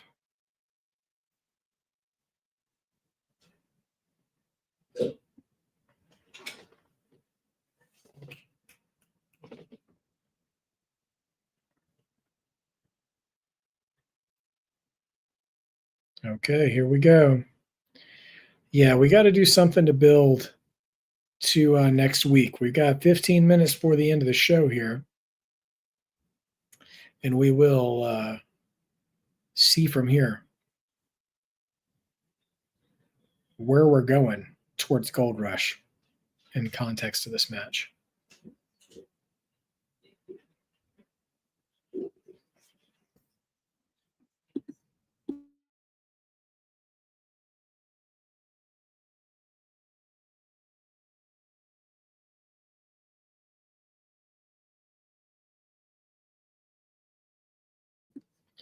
Give me just a second, you guys. Got to go check on a channel mascot. Be right back. Enjoy the action.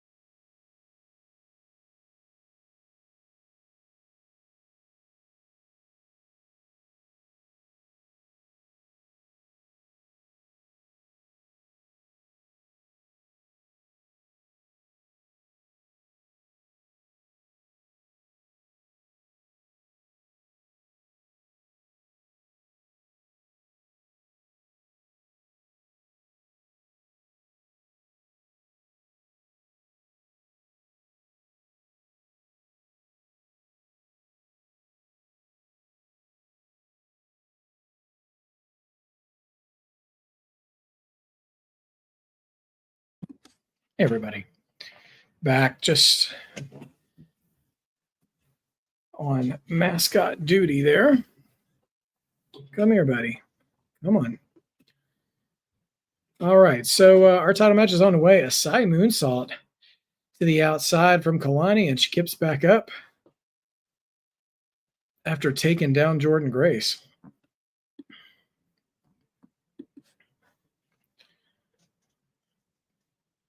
Crowd's still invested in this match. You know, I think they've taken kind of baby steps tonight towards whatever's going to be next at Gold Rush. And, you know, decent progress. Nothing huge, you know? Yeah. 3 different women's world title matches defended tonight. Kendal Gray successfully defending against Lash Legend. The NXT Women's Championship, you know, staying with Tatum Paxley in a DQ. And currently our main event is the Knockouts Championship. Kelani Jordan and Jordynne Grace embattled right now.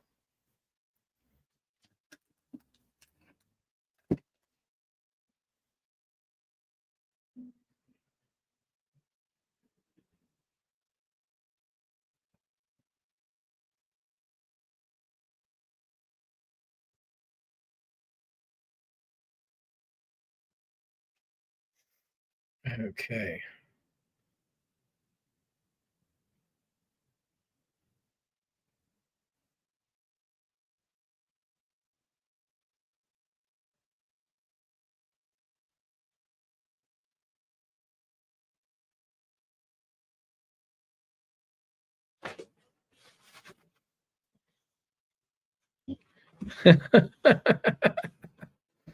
Oh man, I know, right? Gonna have to I don't know, man.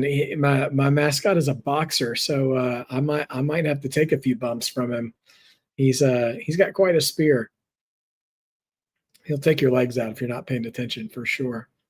So I try to work on sleeper holds with him, you know. Try to lull him down and calm him down so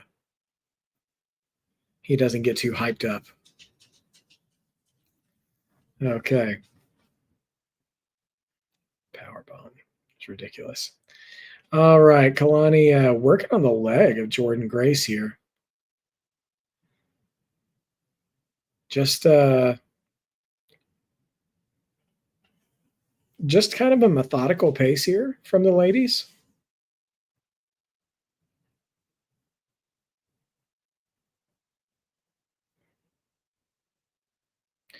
Which, I mean, makes sense. Kelani, you know, want to take Jordynne's legs out because she's a power wrestler. So if she can't stand, can't fight. Single leg crab here from Kelani. Kalani's working that single leg crab, trying to wear her down. Kelani got showing a little bit of aggression too. Not like heel aggression, but just getting after it, which honestly I really appreciate about her.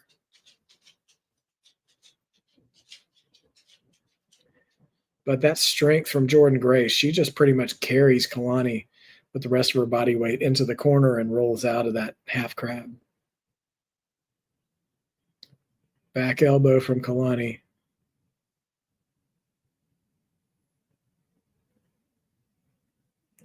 Uh-oh, we're about to get a reverse Alabama slam from Jordynne Grace.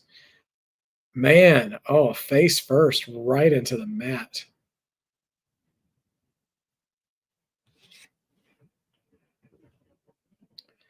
Telling the story here too about Jordynne Grace's left knee getting slammed into the steps. So working working over that leg for Jordynne really telling a story in this match. Yeah, my mascot's a hype bro for sure, Justin. Don't get hype, stay hype, 100%. Oh my gosh, the hype bros, man. Whatever happened to what was his name? Mojo Rawley. Is he still wrestling like on the indies or in TNA or somewhere? I haven't seen him in forever. There was a hot minute where he was something in WWE. And then that was it. I think they were just trying because he was friends with Gronk. Man, Kelani going after that leg. Respect. Horsemen all around the world would be proud.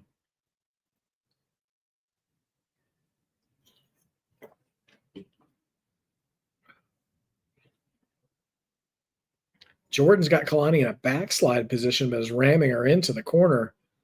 And now, short arm clotheslines, and she's holding on to the arm. So it's like a triple, kind of like the triple German suplexes, but a triple clotheslines. It's pretty dope. Oh, caught her in a spine buster. Speaking of horsemen, only 2 though. Dueling NXT TNA chants. Funny, I said horseman. Booker T called up Arn Anderson right there as well. That was a good spine buster. Got a lot of torque on it.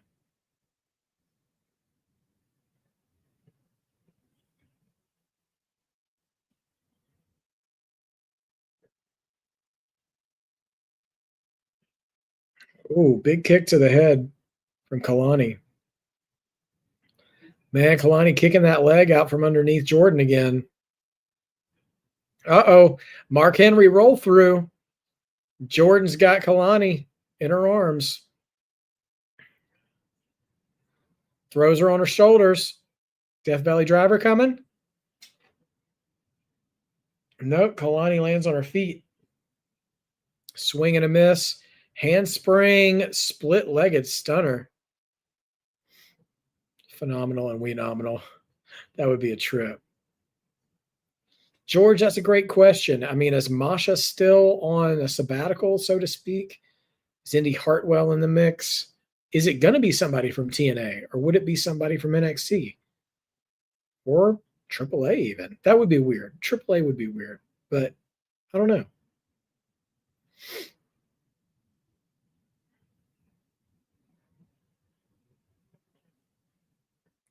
Uh-oh. Leapfrog from Jordan, but she lands on that knee. Side slam, world's strongest slam. Now she's going up. Oh, no. Great shot here.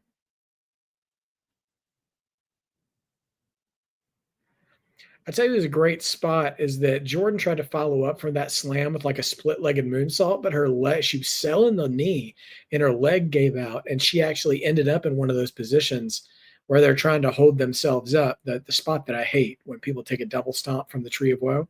But it was an organic opportunity for her to be in that position.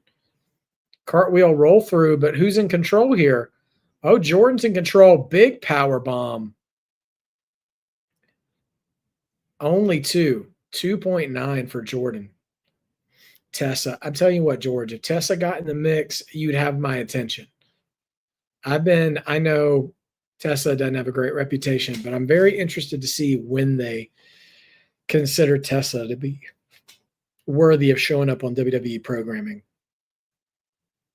This is awesome chance coming from the NXT faithful.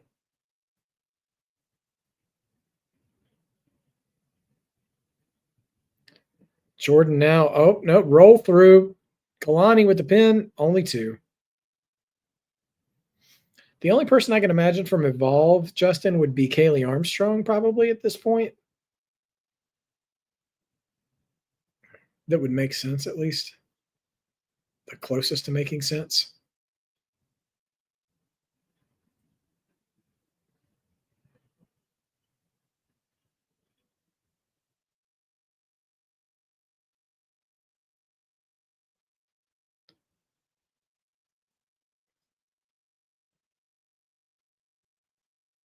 All right, they're up on top now.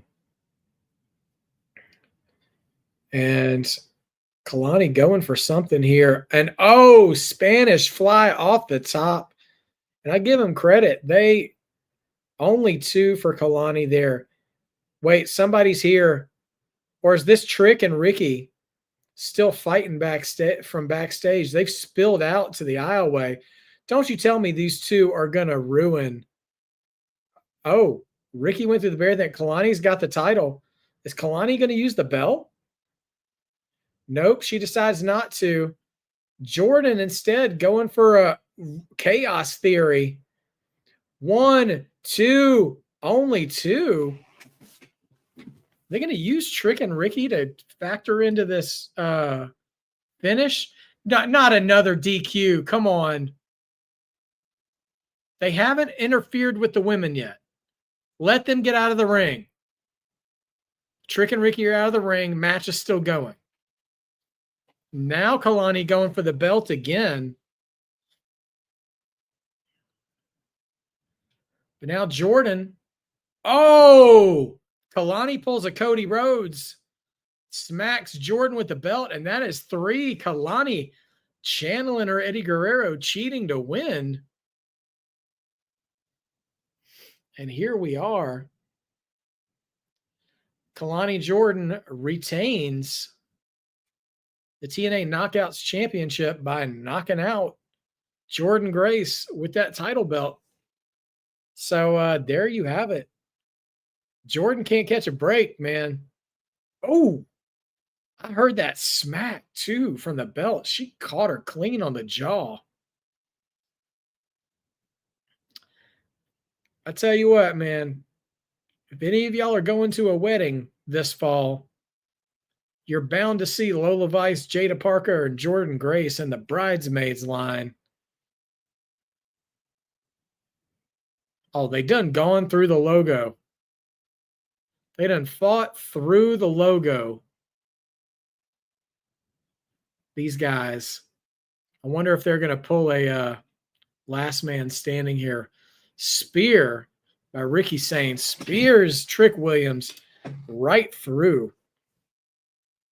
Right on through the NXT logo. Looking like a pep rally. Smashing through that paper. Ricky's crawling his way out. Oh, Ava like a disappointed mom. Last man standing.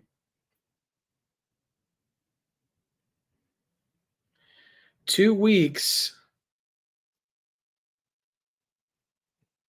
In 2 weeks, that's not Gold Rush, though. That's the week before Gold Rush. So we're getting last man standing on the 11th. Okay. So there we go. She was like, enough. I'm going to tell you, just wait till your dad gets home. You wait till Shawn Michaels gets home. So there we go, guys. That's NXT for tonight. Hope you enjoyed the show. Please, you feel free to drop your ratings in the chat while we get things geared up and ready, because we're not done tonight. We have completed our viewing for NXT, but we've got a weekend ahead of us with another. Should we call it a PLE? Or are we calling it a PLE? Is that what we're doing? It's Saturday night's main event, as you can see right there. So yeah, Saturday night's main event coming up this Saturday. We've got 4 matches, maybe 5. We'll see what happens. We do not yet know if there will be a 5th match or not. We'll have to just wait and see. But as of right now, we've got 4 matches on the card. And we don't just have 4 matches on the card, but we've got 2 very special guests if they're ready. I'm gonna look for a thumbs up here to see if we're ready. I see 1, and I'm gonna assume maybe there's 2. Do we have 2? Nevertheless, stick around because it is time for us to discuss Saturday night's main event coming hot off of NXT. We've got A&B Convos, Wrestling Edition, A&B in the house. Woohoo! Host NXT. Welcome, guys. How was your evening? Good. Pretty good. Not going to complain. Not going to complain. I know there was some big things popping, little things stopping on NXT. Unfortunately, I had to deal with the channel mascots, so I don't know what happened. I feel you. It's okay if we get some spoilers. You know, that's okay. It doesn't matter. So, were there any title changes? Yeah, a little recap. No title changes tonight, but as we all know, WWE is traveling to Madison Square Garden on November 17th. Cena's last I think, last ever Raw is going to be in Madison Square Garden. And then for the next 2 weeks, the next 2 Tuesdays, NXT will be out of MSG for a 2-week event called Gold Rush, where they are advertising titles from NXT, TNA, AAA, and Evolve will all be defended across those 2 weeks. So that's kind of the build over those next 2 weeks, but just a little bit of a recap for tonight. So at the tag titles, Dark State, of course, our tag team champions again, whether we like it or not. And Saquon Sugars, probably the most gifted member of Dark State, is going to go one-on-one with Javon Evans next week, which seems to be building towards Javon and Leon Slater challenging for the tag titles. So maybe we'll be getting that at Gold Rush. We'll see what happens. They just closed the show with Ava declaring a last man standing match between Trick Williams and Ricky Saints for the NXT title. Although she said it was in 2 weeks, and Gold Rush is 3 weeks away, so maybe that's going to be beforehand. Oh wait, you didn't say it right. 2 weeks. Do you remember that movie? What is that? Whenever I hear 2 weeks, I think about Arrested Development for something, and whenever I hear 2 weeks, 2 weeks, come on. But they also, Blake Monroe did not name a challenger, but said she'll make her first title defense at Gold Rush as well, the North American title. We also have Kendal Gray. I feel like a middle school teacher, all these like middle school girl names in NXT. Kendal Gray defended the Evolve title against Lash Legend tonight successfully. And then in a decent match, which I will say Lash didn't look bad in. I was a little nervous about them booking her in an Evolve title match because she's ready to move up, and that's a little bit of moving down. And then Tatum Paxley was a no contest. She dusted off the spin the wheel, make the deal wheel tonight from Halloween Havoc with a bunch of challengers, much to the chagrin of Izzy Dame. And just said, no, I'm going to spin the wheel, and whoever's on there is going to get a title shot tonight. And Lola Vice, one of our favorite bridesmaids in NXT, got a title match tonight. And Fatal Influence, who we had not seen or heard from all night, decided then to show up and ruin everybody's evening by ruining that match. So next week, there's going to be a 6-woman tag for all of Fatal Influence against Tatum, Izzy, and Lola. So we'll see what happens. So anyways, it looks like we'll probably get, Lola defending. Also, too, if you didn't see, Sol Ruca has relinquished the women's speed title. And in a bit of soap opera-ish drama, Ava asked her point blank in front of Zarya, do you want somebody to defend this for you? Or what do you want to do? And Sol was just like, I'd just rather relinquish it right in front of Zarya. And so later on in the show, Zarya said, okay, well, I'm going into the speed tournament and I'm going to win that title. And she's she said, I'm going to win it back for you. But I don't know what's going to happen there. So we're redoing the women's speed tournament now because that title has to be recrowned. So Sol is still out of action. So we'll see what all comes from. All right. But yeah, lots of as MVP used to say, big things popping, little things dropping. So here we are. But we're here to talk about Saturday night's main event. So I wasn't with you guys yesterday, but some quick rundown. We've had I think a really solid episode of Raw yesterday. Love to hear y'all's thoughts on Raw. And also it played throughout the night tonight and also on social media earlier today. We got our first ad for WrestleMania 42 today, dropped online as well. Any quick thoughts about any of that stuff before we bring up the Saturday night's main event card while I stall and gather all that information? Yeah. I thought Raw was good. It was a pretty solid show. It went by really quickly, and I felt like there was some really decent matches. And, you know, I had ended up giving it an 8 at the end of the night. I thought I didn't really have anything to complain about. I will basically concur. I thought it was a well show. A well There show. were definitely, it was a well show. The show was well. The matches I think were solid. I will say that probably one of the highlights was the Asuka segment, which was just her 10-year video package. And here's the thing: not a word was uttered, not a single word, and yet it spoke volumes. It was in her native language, and then translated. It was beautiful. I love the touch of translating the subtitles from Japanese to English for all of her credentials and accomplishments. And I think every woman's segment shined brightly last night. It was great. And honestly, a real, like, everything from like the matches to the backstage segments. Like, we even talked a little bit about it in the chat tonight of like, y'all, we're going to have a big time Maxine Dupree, Becky Lynch 3 coming up sometime soon. Yep. And like, they've got me believing that title could change hands at this point. Right.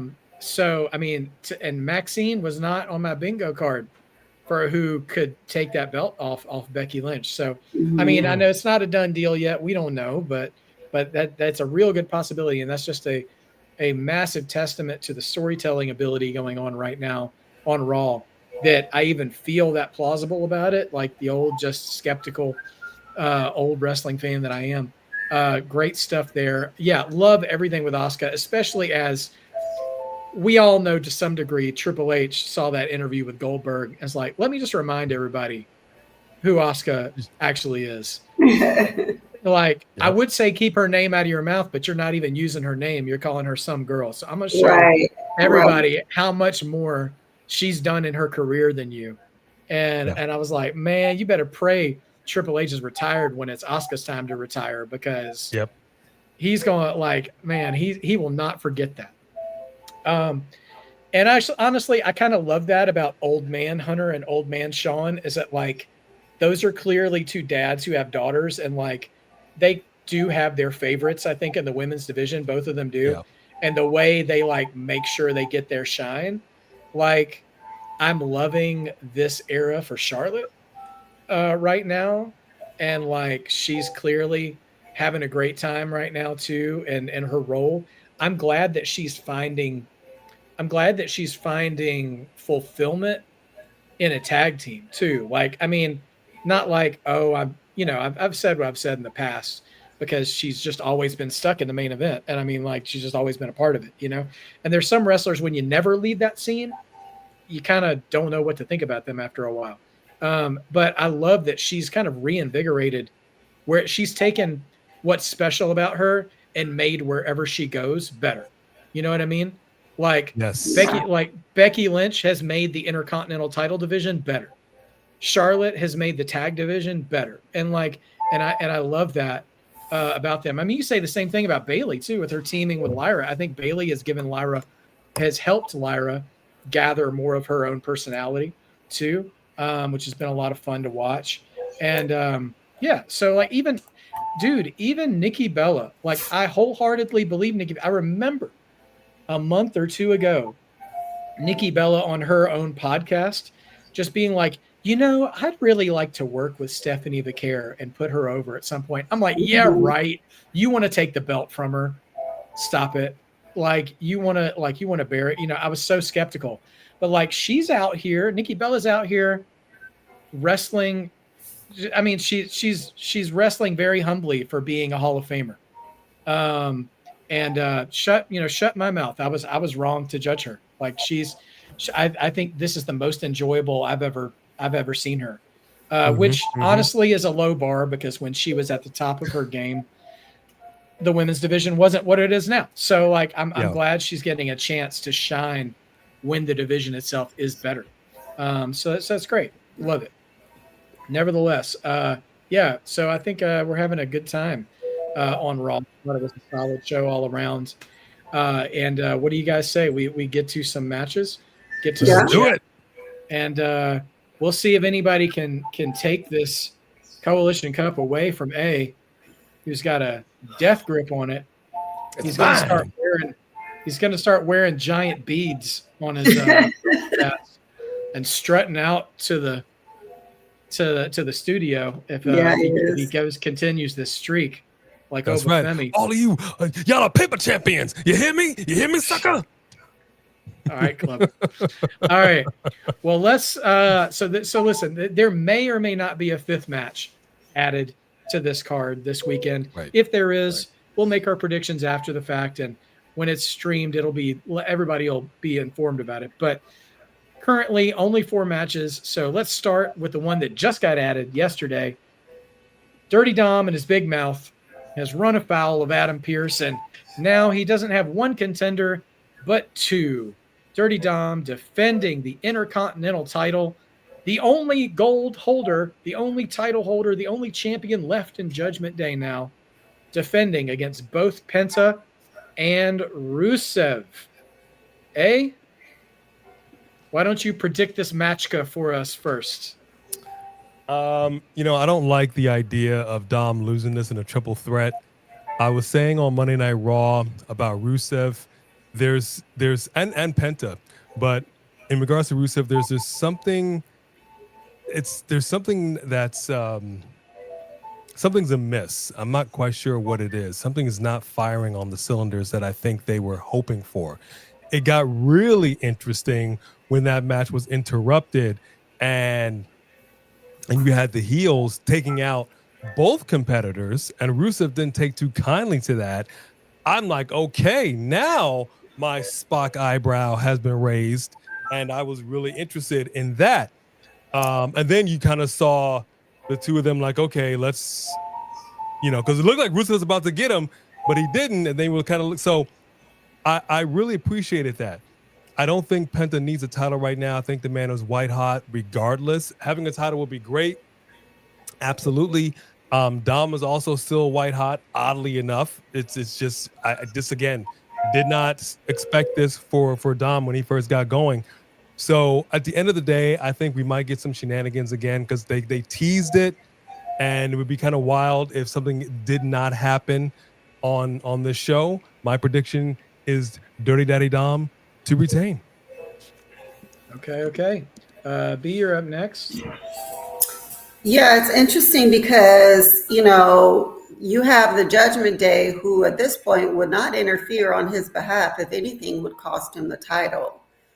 But then he has the American Clown Academy. What are they called? The American Lattes, the Grande. How dare you?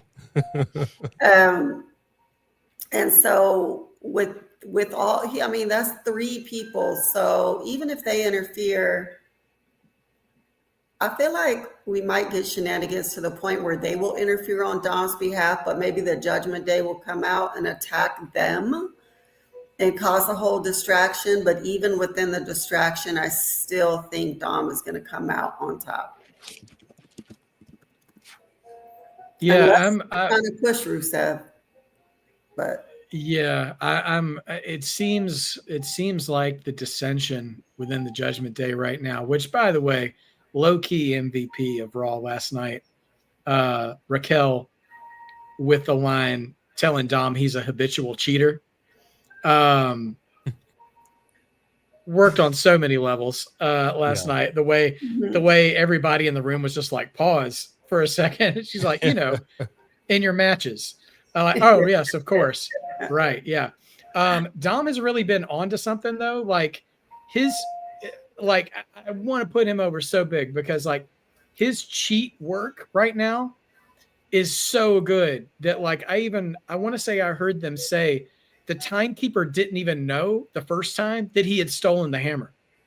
Mm-hmm. Like he was so smooth with it that they didn't even know that it had happened yet. And so like he's got it. Like I know like the Hunters of the world see like that playing out so clean and be like, ooh, can we ride this a little bit longer? I think B's got a point though. I think it could de-evolve. It's a triple threat match, so you're going to hear Michael Cole or Joe Tessitore or whoever say 100 times, there's no disqualifications because it's a triple threat match, you know? So I'm sure it could de-evolve with all this kind of interference, but I do think Dom could still find a way to cheat his way out. Because that's the thing, is I don't know what direction they go if either one of those guys wins. While y'all were talking, I was trying to imagine, like, personally, I'd like to see Penta win. But, like, who's he going to feud with if that's the case? Like, are they just going to throw JD and Finn at him? Like, I don't know. And if Rusev won, I have a harder time seeing Rusev winning. I have an easier time seeing who Rusev could feud with than seeing Rusev actually winning, if that makes sense. Because if Rusev were to win, I'm like, okay, let's do the Sheamus thing before he retires. We could do the Sheamus thing with Rusev. But I don't know that they would move over to Sheamus just to set him up for the next guy right away. Like, they don't really do titles like that anymore, which I'm thankful for on a grander scale. But in this case, if they're not going to pivot to a guy who's maybe overdue for that recognition, and I think AJ's, you've got a good point that Penta is doing really well without it now. And one thing WWE has often shown is that if you can get really over without a belt, they're not going to get in a hurry to give you one. And so, you know, depending on how you personally feel about titles in wrestling, that may not matter to you at all, or it may be a little thorn in your side. But I've got Dom retaining too. I feel like they, on the one hand, he probably will lose it at some point just to continue that tension with the boys in Judgment Day, but I feel like they're going to wait for the right person to move it over to. And I don't know that either of those guys right now are that guy. Honestly, I wouldn't hate it if they really, like, if they were going to get really sinister and let's say you want to turn Dom face eventually, and Finn and JD are like, no. We're going to hurt this man and take this title from him. Set him up against Bronson Reed. Oof. Because there's a guy there's a guy that you could put the belt on though too, you know? Right. Now, and I don't think that belt would go anywhere for a while either. But I don't know. You know, I'm getting too far down the line. I don't buy the need for either of those guys to be champion other than Dom right now. And so it is what it is, but yeah, I got Dom for that. All right. So we're all on the same boat on that one. Moving on over to SmackDown. We got Mufasa and Scar. I mean, Tiffany Stratton and the I don't know what the evil version of getting your groove back is, but Jade found it. Yep. And when she turned on Friday night and dropped Tiffany Stratton, which for me personally brings all kinds of extra interest into this match now. This is probably my least favorite match on the card, and then by Friday, it might be my most interested match. At least it's up there. Now. It's one or two for me now. Tiffany Stratton, Jade Cargill, who you got? Jade all day. I am excited to finally see her come into the heel that she needed to be, and she was dominant. It looked great. She wasn't pulling any punches. She was doing her thing, and you bought it. And I'm buying it. She's selling it. I'm buying it. And now I feel like, I know they wanted to put it on her. I'm glad they did it before, but I think it's time. All right. I'm going to go next. Yeah. This felt, when I saw that turn on Friday, and it was just that one shot too of her like throwing her hair back and seeing that bloody scar over her eyebrow. Like, it immediately clicked with me. Like when you're studying a new language and all of a sudden you just understand. Like, I'm like, this is the Jade I've wanted to see ever since she showed up. Whatever was missing is there. Now, I hope, and listen, I am not of the belief to tell a woman what to do with her body, but if she could keep that scar for just a little bit, before getting it, fixed up or whatever. Boy, oh boy, Yeah. she could. I'm just saying, like that. She is on the cusp of really being in her bag, and not for nothing. That is a Jade I want to see with a belt around her waist when Bianca comes back. And I would absolutely want to see that match, that Jade versus a returning Bianca. But who knows? I don't know how long Bianca's got before she comes back. But yeah, I want Jade all day for this one. I've voiced my kind of exhaustion with Tiffany, and it's not really her fault. I just she's just not been interesting to me since she cashed in. Like her releasing that briefcase, that must have been Marcellus Wallace's briefcase she cashed in. Because her soul went away too when she cashed in. When that briefcase disappeared, so did every interest I had in her. And that's not all her fault. I just don't think creative is really invested in her in the right way. And they're just like, oh, she's good in the ring. Just let the match do the talking. I'm like, this isn't AEW. We don't do that here. You got to, do something more with her. She deserves better than that. So I think this is a good opportunity for her to take an L and find that extra whatever is missing. I mean, much like Jade had something missing, she found it now. So let's do something with it. Let's see if Tiffany can bounce back. But I think it's Jade's time to go on a little bit of a run, and hopefully it'll go well. What say you? Well, first off, my question is, what does Marcellus Wallace look like? Sorry, I had to. Do they speak English and what? I don't know country I ever heard of. Yeah, I'm sorry. That just throws me back. All good. Okay, yeah. So look, here's the situation. I will simply say this. I mentioned this earlier, and I'm going to say it one more again. At this juncture, again, nothing to do with Tiffany the person. This is how creative has made her. They've made her into two pieces of end stale bread. Okay, and it's not totally useless. It has its place. If this was a zombie apocalypse and I needed to get down with a sandwich, it's there. But it's tired. And I'm stale, so you can stay fresh. I'm just saying. We finally got the Jade that we have been needing since her freaking debut. And the fact is, they Roman reigned us with this earlier on in the career that I'm talking about, just shoving her down our throats, and the crowd was like, no. Okay, we're not having it. We don't want it. You might as well do some dog food on her like you did Roman Reigns. The crowd was not bounce it. And we finally have a situation now. And it took her head it took the wig getting split open for her to finally see the light and pull the trigger on this heel turn. So what we basically saw this past week was a good old-fashioned arse whooping on her, ARSE, arse whooping. And the fact that you went ahead and put the icing on the cake, the cherry on top with that boom, that leg stomp. Come on, dog. It would be a if let me tell you something. I'm choosing Jade. All I'm saying is this. If we're wrong, and they legitimately keep this title on Tiffany Stratton, we have got to ask some serious questions moving forward with the WWE. And I will say this in conclusion. We don't know what's going on with Bianca Belair. I know when she was last talking about this, she said, even though it's healed, her finger can't actually bend. You can't wrestle with a finger that can't bend. I'm hoping that has been resolved.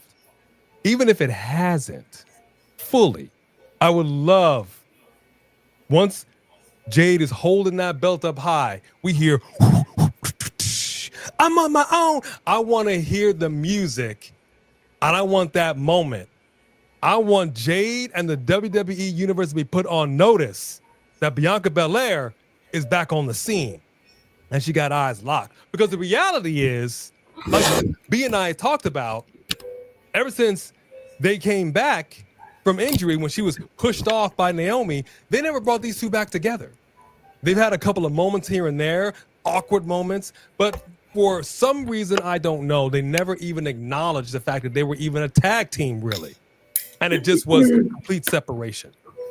So if that's how you want to play it, then that's how you need to play it at Saturday night's main event. Couple things to add on to that for sure. No, I mean, not a lie told there for sure. If they really do pull the trigger on Jade, and I'm not saying she's going to hold the belt for this long, but if they can really tap into something with her and she can, like, you know, sink her teeth into this role as a heel, how wild would it be? This is a lot of ifs because I don't know what everybody's life is like. I don't know what everyone's recovery is like. But could you imagine then she does the thing with Bianca, and then by SummerSlam, if she's still a monster heel, if Mama Naomi comes back, this time is still crazy, but now she's a face because Jade's a heel, and we get a little cage receipt from Elimination Chamber style. Would love it. I would love to see the shoe on the other foot in that situation. Would be so much fun because ain't nothing like a real life development to turn you babyface. I mean, and like I'll tell you, they were ready to love. They were ready to love boo Naomi when she left, but like they're gonna love her just like they're gonna love Dom here pretty soon. They're getting ready to already with Dom, and so like. Yeah, if that's in her plans to come back after all said and done, now that Jade's found this edge, I would absolutely love it. Absolutely. Look, you sent me old just old school Big Mama Sunday morning church. That's what you just sent me in. Okay, I'm gonna need you to preach on that one. And let's keep in mind, Naomi said, "I'm gonna come back with the baby suckling on my teeth." She said it. I don't think she said that. She said if it's we'll go back and pull it up. Suckling on my hip. Suckling. I'm coming back here and I'm beating all these heifers down. That's what she said. Well, you know, this isn't church, and even if we are dropping some gospel on you, we will pass the plate around. If you want to support the channel, you know, feel free to make anything here while we're here. I figure it was as good a time as any to drop that in there, you know, since we're making the old offering time. We're going to stir up the organ music. Reverend Devon will be out here in a minute, and Deacon Batista be here to pass the plate around. Please, if you want to help me climb the super chat stats, we're getting closer and closer every day, ladies and gentlemen. I think we might be we're in the last third of our climb to super chat stats. So we're going to keep working on it. We'll see if we get there. I'm going to leave that up there just for another couple minutes. But one more thing about Jade, and I do need to clarify, because if I just say this quickly, it's going to sound out of pocket. But I want to explain. She looked good on Friday. And what I mean by that, beyond the obvious, is that, you know, listen, she's a fashionista kind of wrestler. She's really creative, like Zelina Vega, you know, in her gear and stuff like that. But like old school, like Dusty Rhodes era NWA bunkhouse stampede street fight clothes, like she came out in a Jade style street fight outfit, which I was like, show me some more of that. I want to see that, because I remember, I can't remember if it was Charlotte or Tiffany or both of them even, when they had a knockdown drag out leading up to Mania. I think it was Charlotte. I'm like, okay, Charlotte, t-shirt and jeans it up. Yes. Just like, I didn't take time to put on my gear because I'm about to whoop that right now. Like, yes. I don't need to put on my makeup and my fishnets. I'm coming to drop you right here, right now. No extensions or nothing. And so, like, yeah, I love seeing Jade look a little more street clothes when she comes out. And like, you know, that didn't have to be what she wrestles in every week. She didn't have to be like 1999 Rock wearing the Adidas, you know, warm-up gear or nothing like that. But she, but I like that. I like that every once in a while. It gives credence to the illusion that I did not wait to take that whooping to you, you know? Right. Like it was of the utmost importance for me to lay that beat down in. So all right, so we got that coming up, and now that's 2 matches down.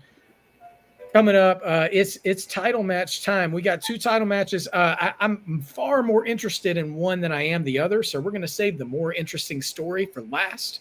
So no disrespect to the storied WWE title, but we've got same verse, second verse of the same song here. Cody Rhodes defending against Drew McIntyre for the WWE title. Coming up, I'll go first this time.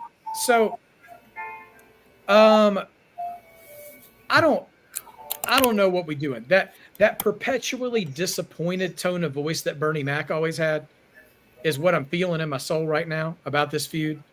Like in my soul, I just feel like North Carolina. What are we doing? You know, like because if you had told me back in August that we're getting Cody and Drew, I'm like, thank you. Like. This is going to feed families. And like, this is like feeding families during a government shutdown. Like, no, we're not. Like this is, and it's not nothing. Like, I'm not going to say nothing's happening. Clearly Cody is tiptoeing towards by all means necessary. He's going from Cody Luther King to Cody X here. And he is be like, do I need to use that belt to win the match? Then I'm going to use that belt to win the match. And, you know, maybe it's a little Anakin-ish. Maybe we're going to get a slow burn for Cody on this. But Drew, there is this basket of wrestlers in WWE right now. Drew, LA Knight, a few others that are like, they will run with the ball if you give it to them. But you're just like, psych, we're going to put you on the field, but we're not going to call your number. Right. And I'm not necessarily saying that they should give Drew the belt. I'm picking Cody because I just don't. It feels so. I don't even want to call it mishandled, but it seems like such a Cody-centric story to this point that it wouldn't even make sense to me if they put the belt on Drew right now. And and I'm not going to say Drew's time is past or anything like that, but I do feel like. I feel like the campfire has gone out on Drew. Like they're going to have to reheat that thing if they're actually going to do something with him, you know? Right. And for what it's worth, I feel like LA Knight is getting close. I don't think LA Knight's there just yet, but you know, I don't think you can just decide to crown these guys at this point because they've had so many setbacks. And I just thought I would be far more excited about this match. And the match itself will probably be good and serviceable. But again, they are just not – there's something not there in the story. Again, it feels like Cody telling a story by himself, which you should never have to say about a feud that has Drew McIntyre in it because Drew is an excellent promo. He has picked up the reins that Kevin Owens put down. In that I'm never telling a lie when I go out there. So like, I don't believe that Drew was the one who took out Jacob. Honestly, I wonder if Cody did it at this point.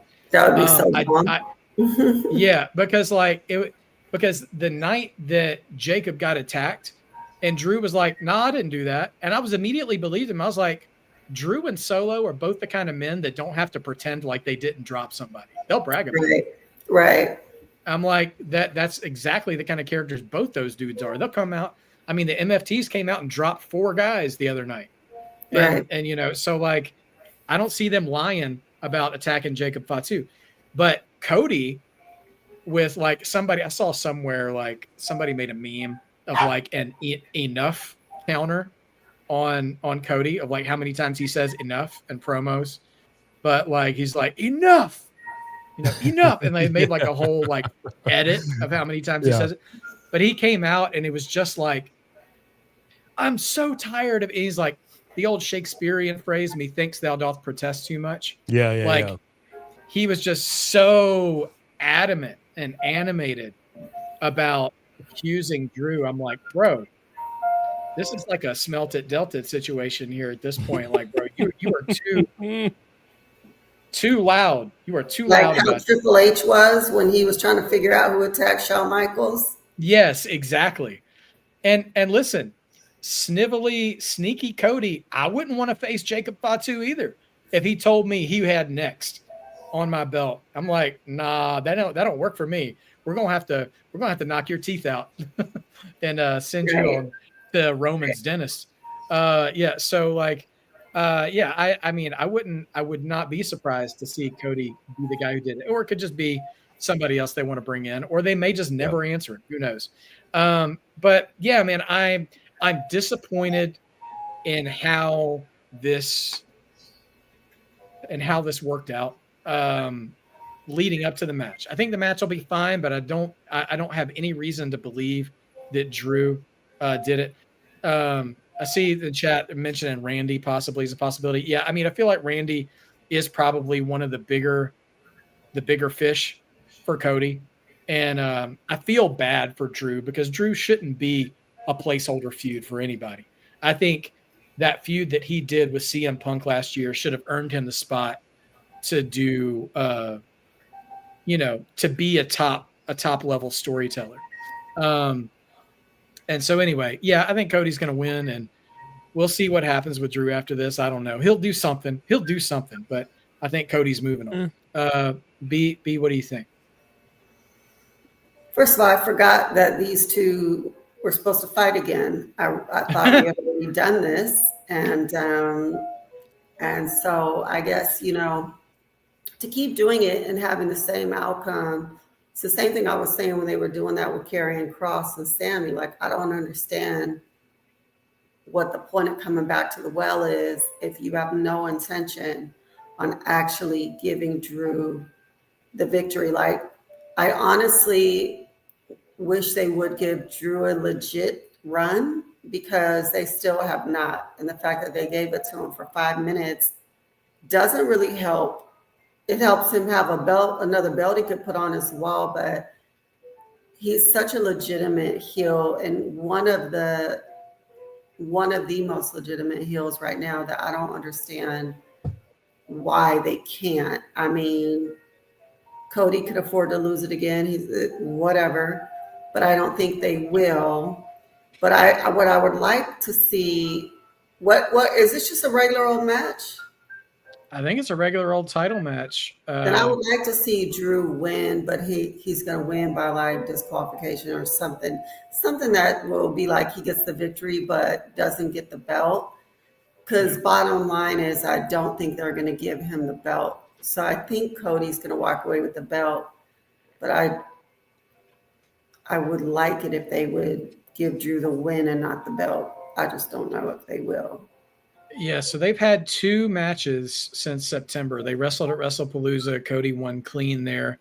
And then they did the impromptu title match the night that Jacob got hurt. And I think Drew won that by DQ because Cody hit him with the belt. So we've already done that. How did I miss that? Yeah. And no, I'm just going to say Cody then. I don't think they're going to give it to Drew. I really wish they would, though. Me too.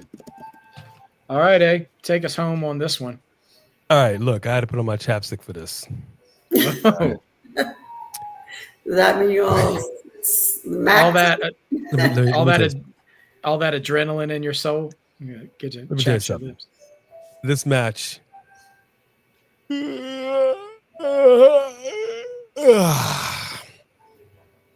right. I'm done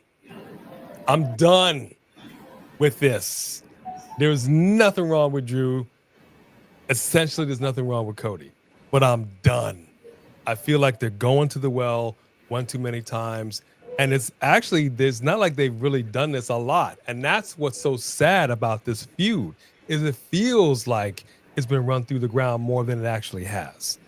And that is unfortunate. I wish that Shawn Michaels was producing these PLEs, these Saturday Night Main Events. I really do. This is just, it's driving me nuts. The thing that drives me crazy as well is I'm speaking. The thing that drives me crazy as well is looking at a match, knowing how this is more than likely going to turn out, and the best you could hope for is the match in that match, you're saying, "Oh my gosh, maybe my prediction is wrong because this is so back and forth. I just don't know. Maybe we were wrong." Like, that's not what this match is gonna be. I don't think. Yeah, it'll deliver to some degree. I'm sure it'll be fine. The best I can hope for is some kind of shenanigans somewhere down the line that will get us set up for something else. It should be Drew, by all rights. It should be Drew to win this, but they decided to put this belt back on Cody, not just to lose it to Drew. And I hate to say it like that. Nothing against Drew, but I just don't see it happening. Cody Rhodes to retain. Yeah. A question for you guys, just curious. Do you think they put this match on last? No. I mean, and do you think it should go on last? No. Don't ruin the show. No. I mean, not ruin the show, but it's the least match I care about. Yeah. No.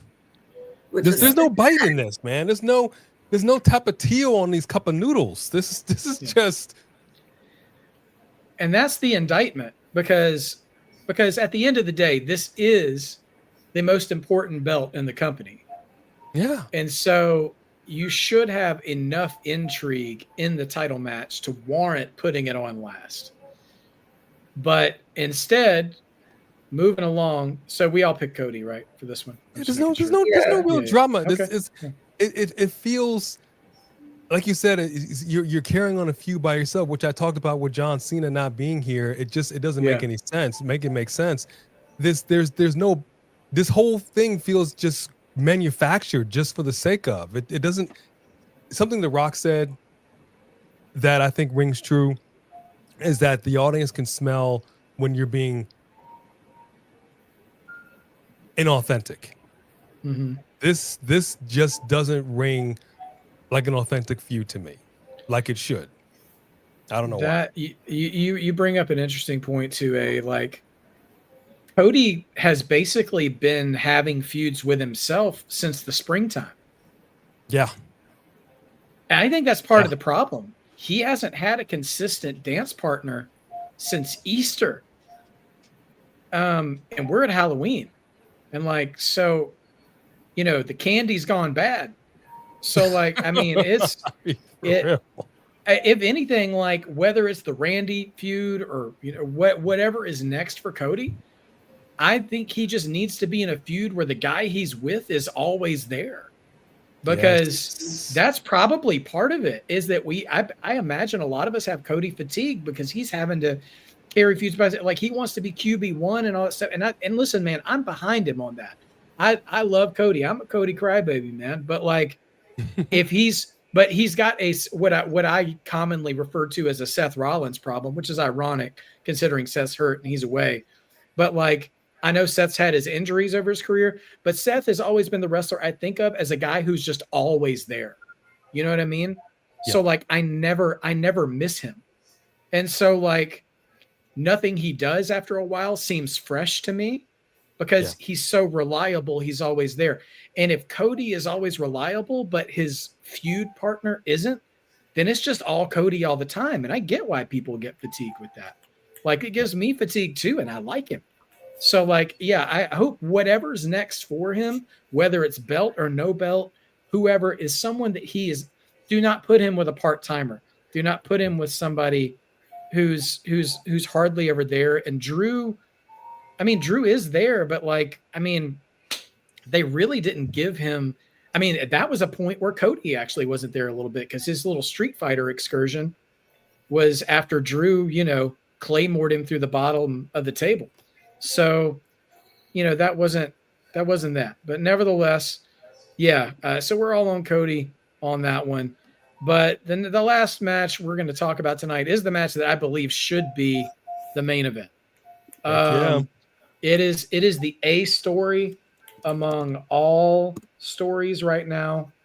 It is, speaking of Seth Rollins, to crown a new world heavyweight champion.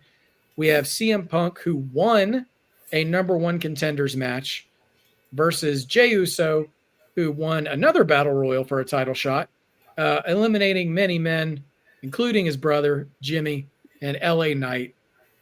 So we have Cody Rhodes versus Jay Lil Roman Uso. Don't tell him I said that. For the vacant World Heavyweight Championship. Start us off, man. I'm liking what Sophie Dolphy's saying right now. This was my thought process. What is the end goal here for Triple H? You know, for Vince McMahon, he was really more so send the audience home happy. Usually, generally, not always, but send the audience home happy. If this is in fact going to be the leg in this relay race, they got to bring it home. My question is, are they bringing it home happy or are they bringing it home with controversy? And that I'm not 100% clear on. You had a situation with the Bronze on Raw, and this is something I actually mentioned on our stream that I had to deduct some points for, because the prior week even the week before that, you had the Bronze taking out Seth frickin' Rollins. Started with Bronze Breaker. He decided to, hey, Bronson, let's do this. He was hesitant at first, and okay. Paul Heyman was hesitant. He got snatched up. Okay. The next week, he's got the title around his shoulder. He's over here looking like the big man on campus. Say please, you know, the whole thing. Fast forward to yesterday, and I didn't get that same energy, quite honestly. I didn't get that same energy from them at all, at least not from Bronze Breaker when they were backstage. And I didn't like that. I didn't like the fact that I felt like he was playing second fiddle. It felt a little unsure. I didn't see that big dog energy like I would have preferred. So that gives me cause for pause. Are we going to see some kind of interference? You know, I will say this much overall for Saturday night's main event. The one thing that I will say that has been lacking in Saturday night's main event as of late is everything has just been kind of on the level. You know what I mean? There's been nothing big, no big surprises, no much of anything. The matches just were the matches, and that was pretty much it. I want a little more on this meal. I want a little more on this dish, especially coming into a Saturday night's main event in December. I want some controversy. I want some bite. I want some water cooler talk. And I'm hoping that this main event is going to provide that. So I'm going to agree with Sophie Dolphy on this. I think this is going to end up with neither one of these guys getting the title. And we're going to have to figure things out next week on Monday Night Raw. I think we're going to see some shenanigans. I think it's going to be a fine match. But I don't know why. There's just something in me that's saying neither one of these dudes is getting it. That's how I feel about it. Okay, I'm putting you in for no contest. How does that work? Interference, no, like, because this is not a triple threat match. It's not a no DQ match. Go ahead, Steven. Got you. So he's saying Braun and Bronson just spear and tsunami both guys, and because they're not in the. Yeah, that makes sense. Actually, let A go out on a limb and pick no contest. It's fine, because if he gets that wrong, he ain't keeping that cup. I'll tell you that. I mean, it's all big good. Things popping, little things stopping. Come on now. Hey, yeah, balling. Okay, all right. Passenger 57. Always bet on black. No. Only been one blade. Only gonna be one blade. Yeah. All right. Feel free to take it next. I like that idea, but I'm gonna go with CM Punk.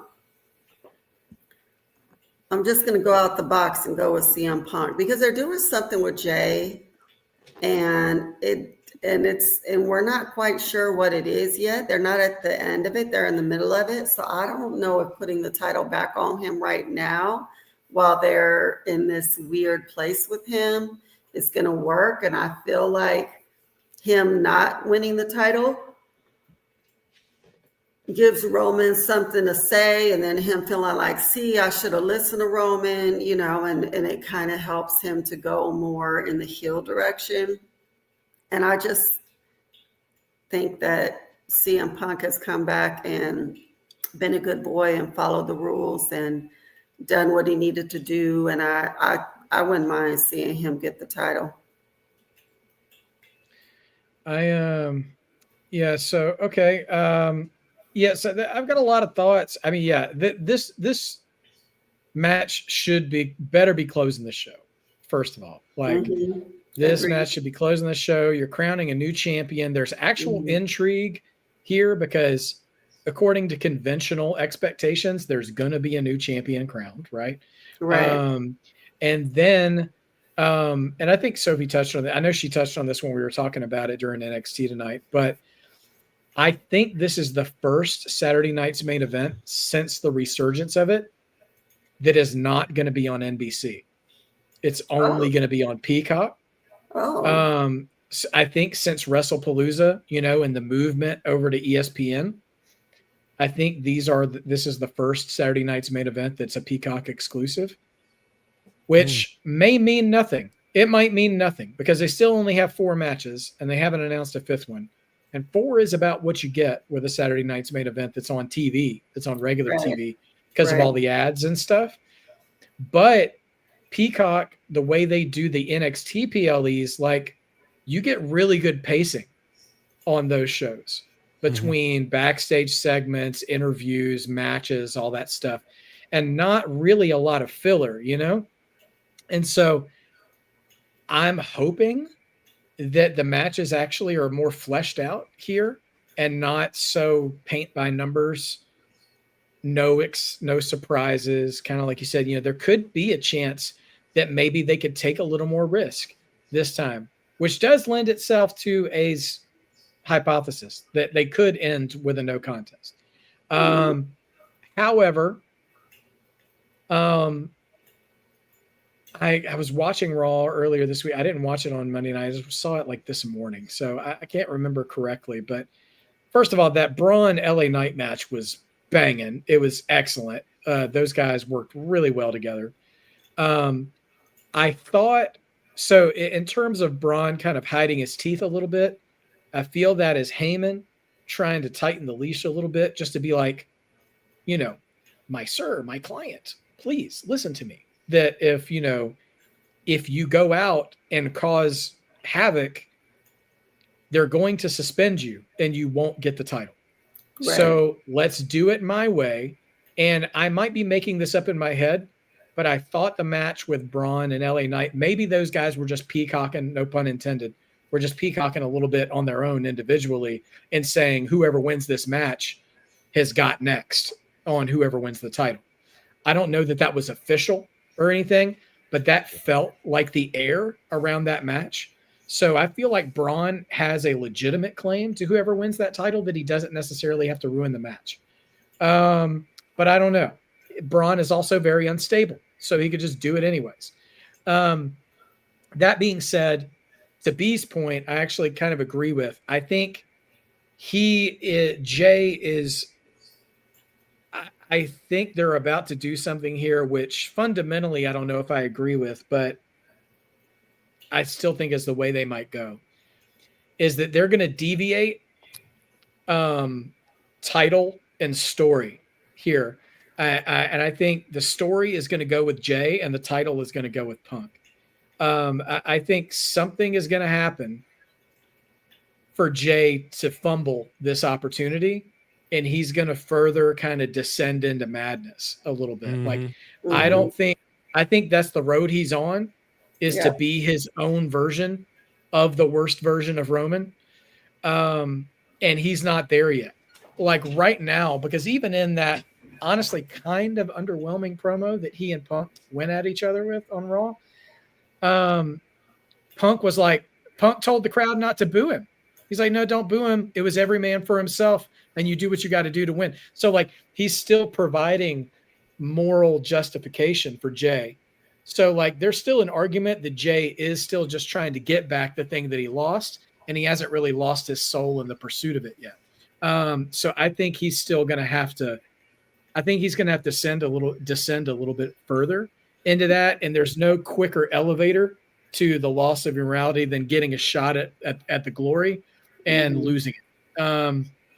So I think it could be something like Jimmy trying to help and screwing it up, or he could just lose clean, or he could have one of those like Roddy Piper WrestleMania 8 moments where he's like, I am going to cheat. No, you know what? I'm going to think better of it. And me thinking better of it is what causes me to lose. It could be any of these things.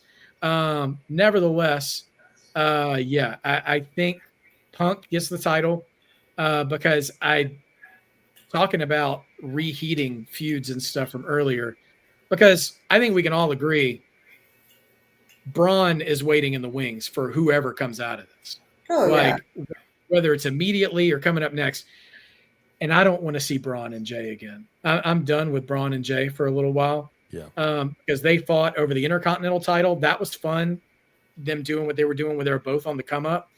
But I think it would be, I think Punk would do a better job, and Punk would be less damaged in his perception of the crowd to get completely mutilated by Braun Breaker than Jay would. I think that would hurt Jay in his perception a little bit too, to get dog walked by Braun Breaker again, but for a bigger title. So I don't think the title is out of Jay's future. I think Jay just has to go a little bit further to the dark side before he's going to get it again. Agreed. So I'm calling Punk for this. And I think we're probably, now that Seth is hurt, Punk will get to have more than a 5-minute celebration with that title, and we'll right that wrong a little bit. And I don't know, he'll drop it at some point. I don't know when, but I don't know how long they want him to have it. But I think Punk will at least have it longer than 5 minutes this time. So I'm going to pick Punk for this one. I gotta say, I hear you, and I understand you, but I gotta disagree with you, homeboy. And I Please only do. say that because, and this is gonna sound totally stupid, Right. but I mentioned this to be on Raw. Did not care for the outfit. It was telling when you had that lackluster promo between Jay and CM Punk. Did not care for the fit that CM Punk came out in. It didn't make any It's a sense. weird hoodie. His hoodie. It was a hoodie is loser's cool. hoodie, B. It was a loser's hoodie. But let's legitimately, let's go back into our mental Rolodex. Since he's debuted back on the WWE television, have we ever seen him dressed like he did last night? Even one time? He may have come out in a pink shirt or whatever, but legitimately, he had some cargo pants that were flooding.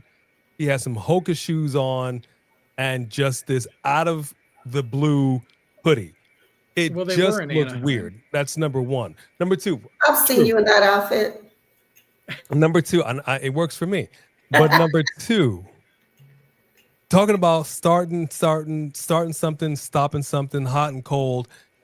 I don't know what they're doing with Jey Uso. You're giving me whiplash with his fits. He comes out in the all black, then he goes with the colorful top of the black pants, and then then last night he was back to all black. Like, he's back and forth, and I'm like, pick a lane with this man. Now, I don't know if you're trying to do this in like psychology, like we're trying to put in the minds of people that he's so conflicted with his, like, I don't know. What I do know is this: for a cool minute, he wasn't yeeting. He wasn't yeeting with babies as a whole insurance liability. He wasn't doing none of that. And now he's back to that again. And now he's back to that and wearing all black. The fits, to me, tell and speak volumes. And what I'm saying here, as I'm waiting for the Jay crash out, ultimately, whatever's going on between him and Jimmy is interesting. I think Jimmy's going to get involved, and that's going to play a part. But there was nothing, and B and I talked about this all the time with Sami Zayn coming out in his brawny shirt all the time, looking very unchampioning-y, if you will. Y'all keep talking. Not very I gotta step away oozy. for a second, but I still hear you. Go ahead. Keep talking. CM Punk is not giving champion vibes to me. Tell me I'm wrong. But you use the example of Sammy not giving champion vibes, but Sammy was the champion, and they still made him the champion for a while. I know. With those vibes. So I don't know that that's a good example. I'm just saying, but he ain't the champion no more. I think somebody came to their senses. it just was weird to see him come out in an outfit that we've never seen him come out in. He like we said, he literally looked like he just got off the plane all in the airport and did not have time to go in the back to change into some proper gear. It just looked weird.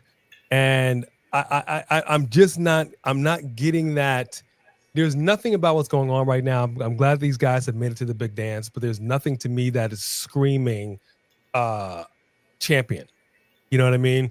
And there's all these other kind of fringe storylines that are going on that make me also believe the more interesting story is them not winning on Saturday night's main event, this title still being vacant, and then we get a possible triple threat with Jay, Punk, and Braun Breaker. Now you've got my money. Tell me that's not more interesting. I mean, they're not going to add Braun Breaker to it. They're just not. He was punished for what he did. I don't think they're going to add him to him, whether that'd be interesting or not. And I don't think that it matters whether your outfit screams champion. It matters whether the crowd is screaming champion when you come out. And they are. You know the crowd wants to see a belt on Punk again. Yeah, I mean, I wouldn't mind seeing a title around his waist again. It's, for whatever reason, it's not giving Punk champ vibes right now. I'm not, it's not in the force. I sense a disturbance in the force, and the force is telling me that this ain't it. Well, I guess we'll see. I guess we'll see. This ain't it. The biggest fashion takedown I've heard, I think, since we've coalitioned together. This is a lot. Yeah, you know, I honestly feel so much about this card. And when I say this, it's going to sound like a negative. I think it's just a reality because we're in this time of the year. You see this in movies too. The fall, horror film fans notwithstanding, the fall is a really down time for big movies. Like it's right before the Christmas holidays and Thanksgiving holidays, and it's after the summer. So you get the dumping ground for all the movies that are good enough to be made, but not good enough to make a lot of money. And it feels like all these feuds are placeholders for something. Yes. Like they're not bad. They're not bad. True. The IC title is going to be, I think that match is going to be a lot of fun, and all three of those guys can go. But I'm just not, I'm not, you know, thank God for Jade's heel turn. Like that's got me really invested. And whatever it is they're doing with Jay, even though what they're doing with Jay yesterday and what they're going to do with Jay on Saturday is not going to be the period at the end of that sentence. It's just going to be another chapter in it, I feel like. Yeah. Right. And so I think preparing myself, for me anyways, in my fandom, preparing myself for knowing that this event, Saturday night's main event, is going to be like another chapter in the story is why I think I'm more okay, because I don't think I know CM Punk fans, big time CM Punk fans probably be mad at me for this, but I don't think CM Punk is the period of anybody's sentence anymore. Like I think him coming back and I don't think that's his place in the eyes of Hunter and creative. And I'll raise you one. I don't think that's how Punk sees himself anymore either. Like he is helping other people get better in front of and behind the camera. And so I think giving him the belt now to make it ready for the next guy, let's say Braun Breaker or Jay Uso, you know, or Dark Jay Uso, you know, he would be a good, he would be a good guy to make one of those guys. Like if Braun Breaker finally gets that world title, be like, dude, you know, it's like, be like Bane breaking Batman's back, you know, be like, man, do you remember when he took down CM Punk? Like that's still going to mean something, which by the way, personally, and I mean, thank God he's not on the card because I'm not really all that interested in him as a whole, but that's what I want them to do with Brock Lesnar too, before he's done. Like he needs to be here to make someone look amazing when they break his spirit and break his body at some point. That's what he's got left to give WWE. And like CM Punk on camera can be that too, but he's got a whole lot more to give behind the camera too. Like I think he could work with Shawn Michaels in NXT. I think he could work with Triple H in creative. Like I think he could restore. He's got the wrestler's mind and philosophy that a lot of these D1 athletes are not coming into the business with, because they didn't come up as wrestlers, they've learned how to be wrestlers in the PC. So when the bell rings, they're a lot of fun, but then you're like, yeah, but why do I care about you? The CM Punks of the world.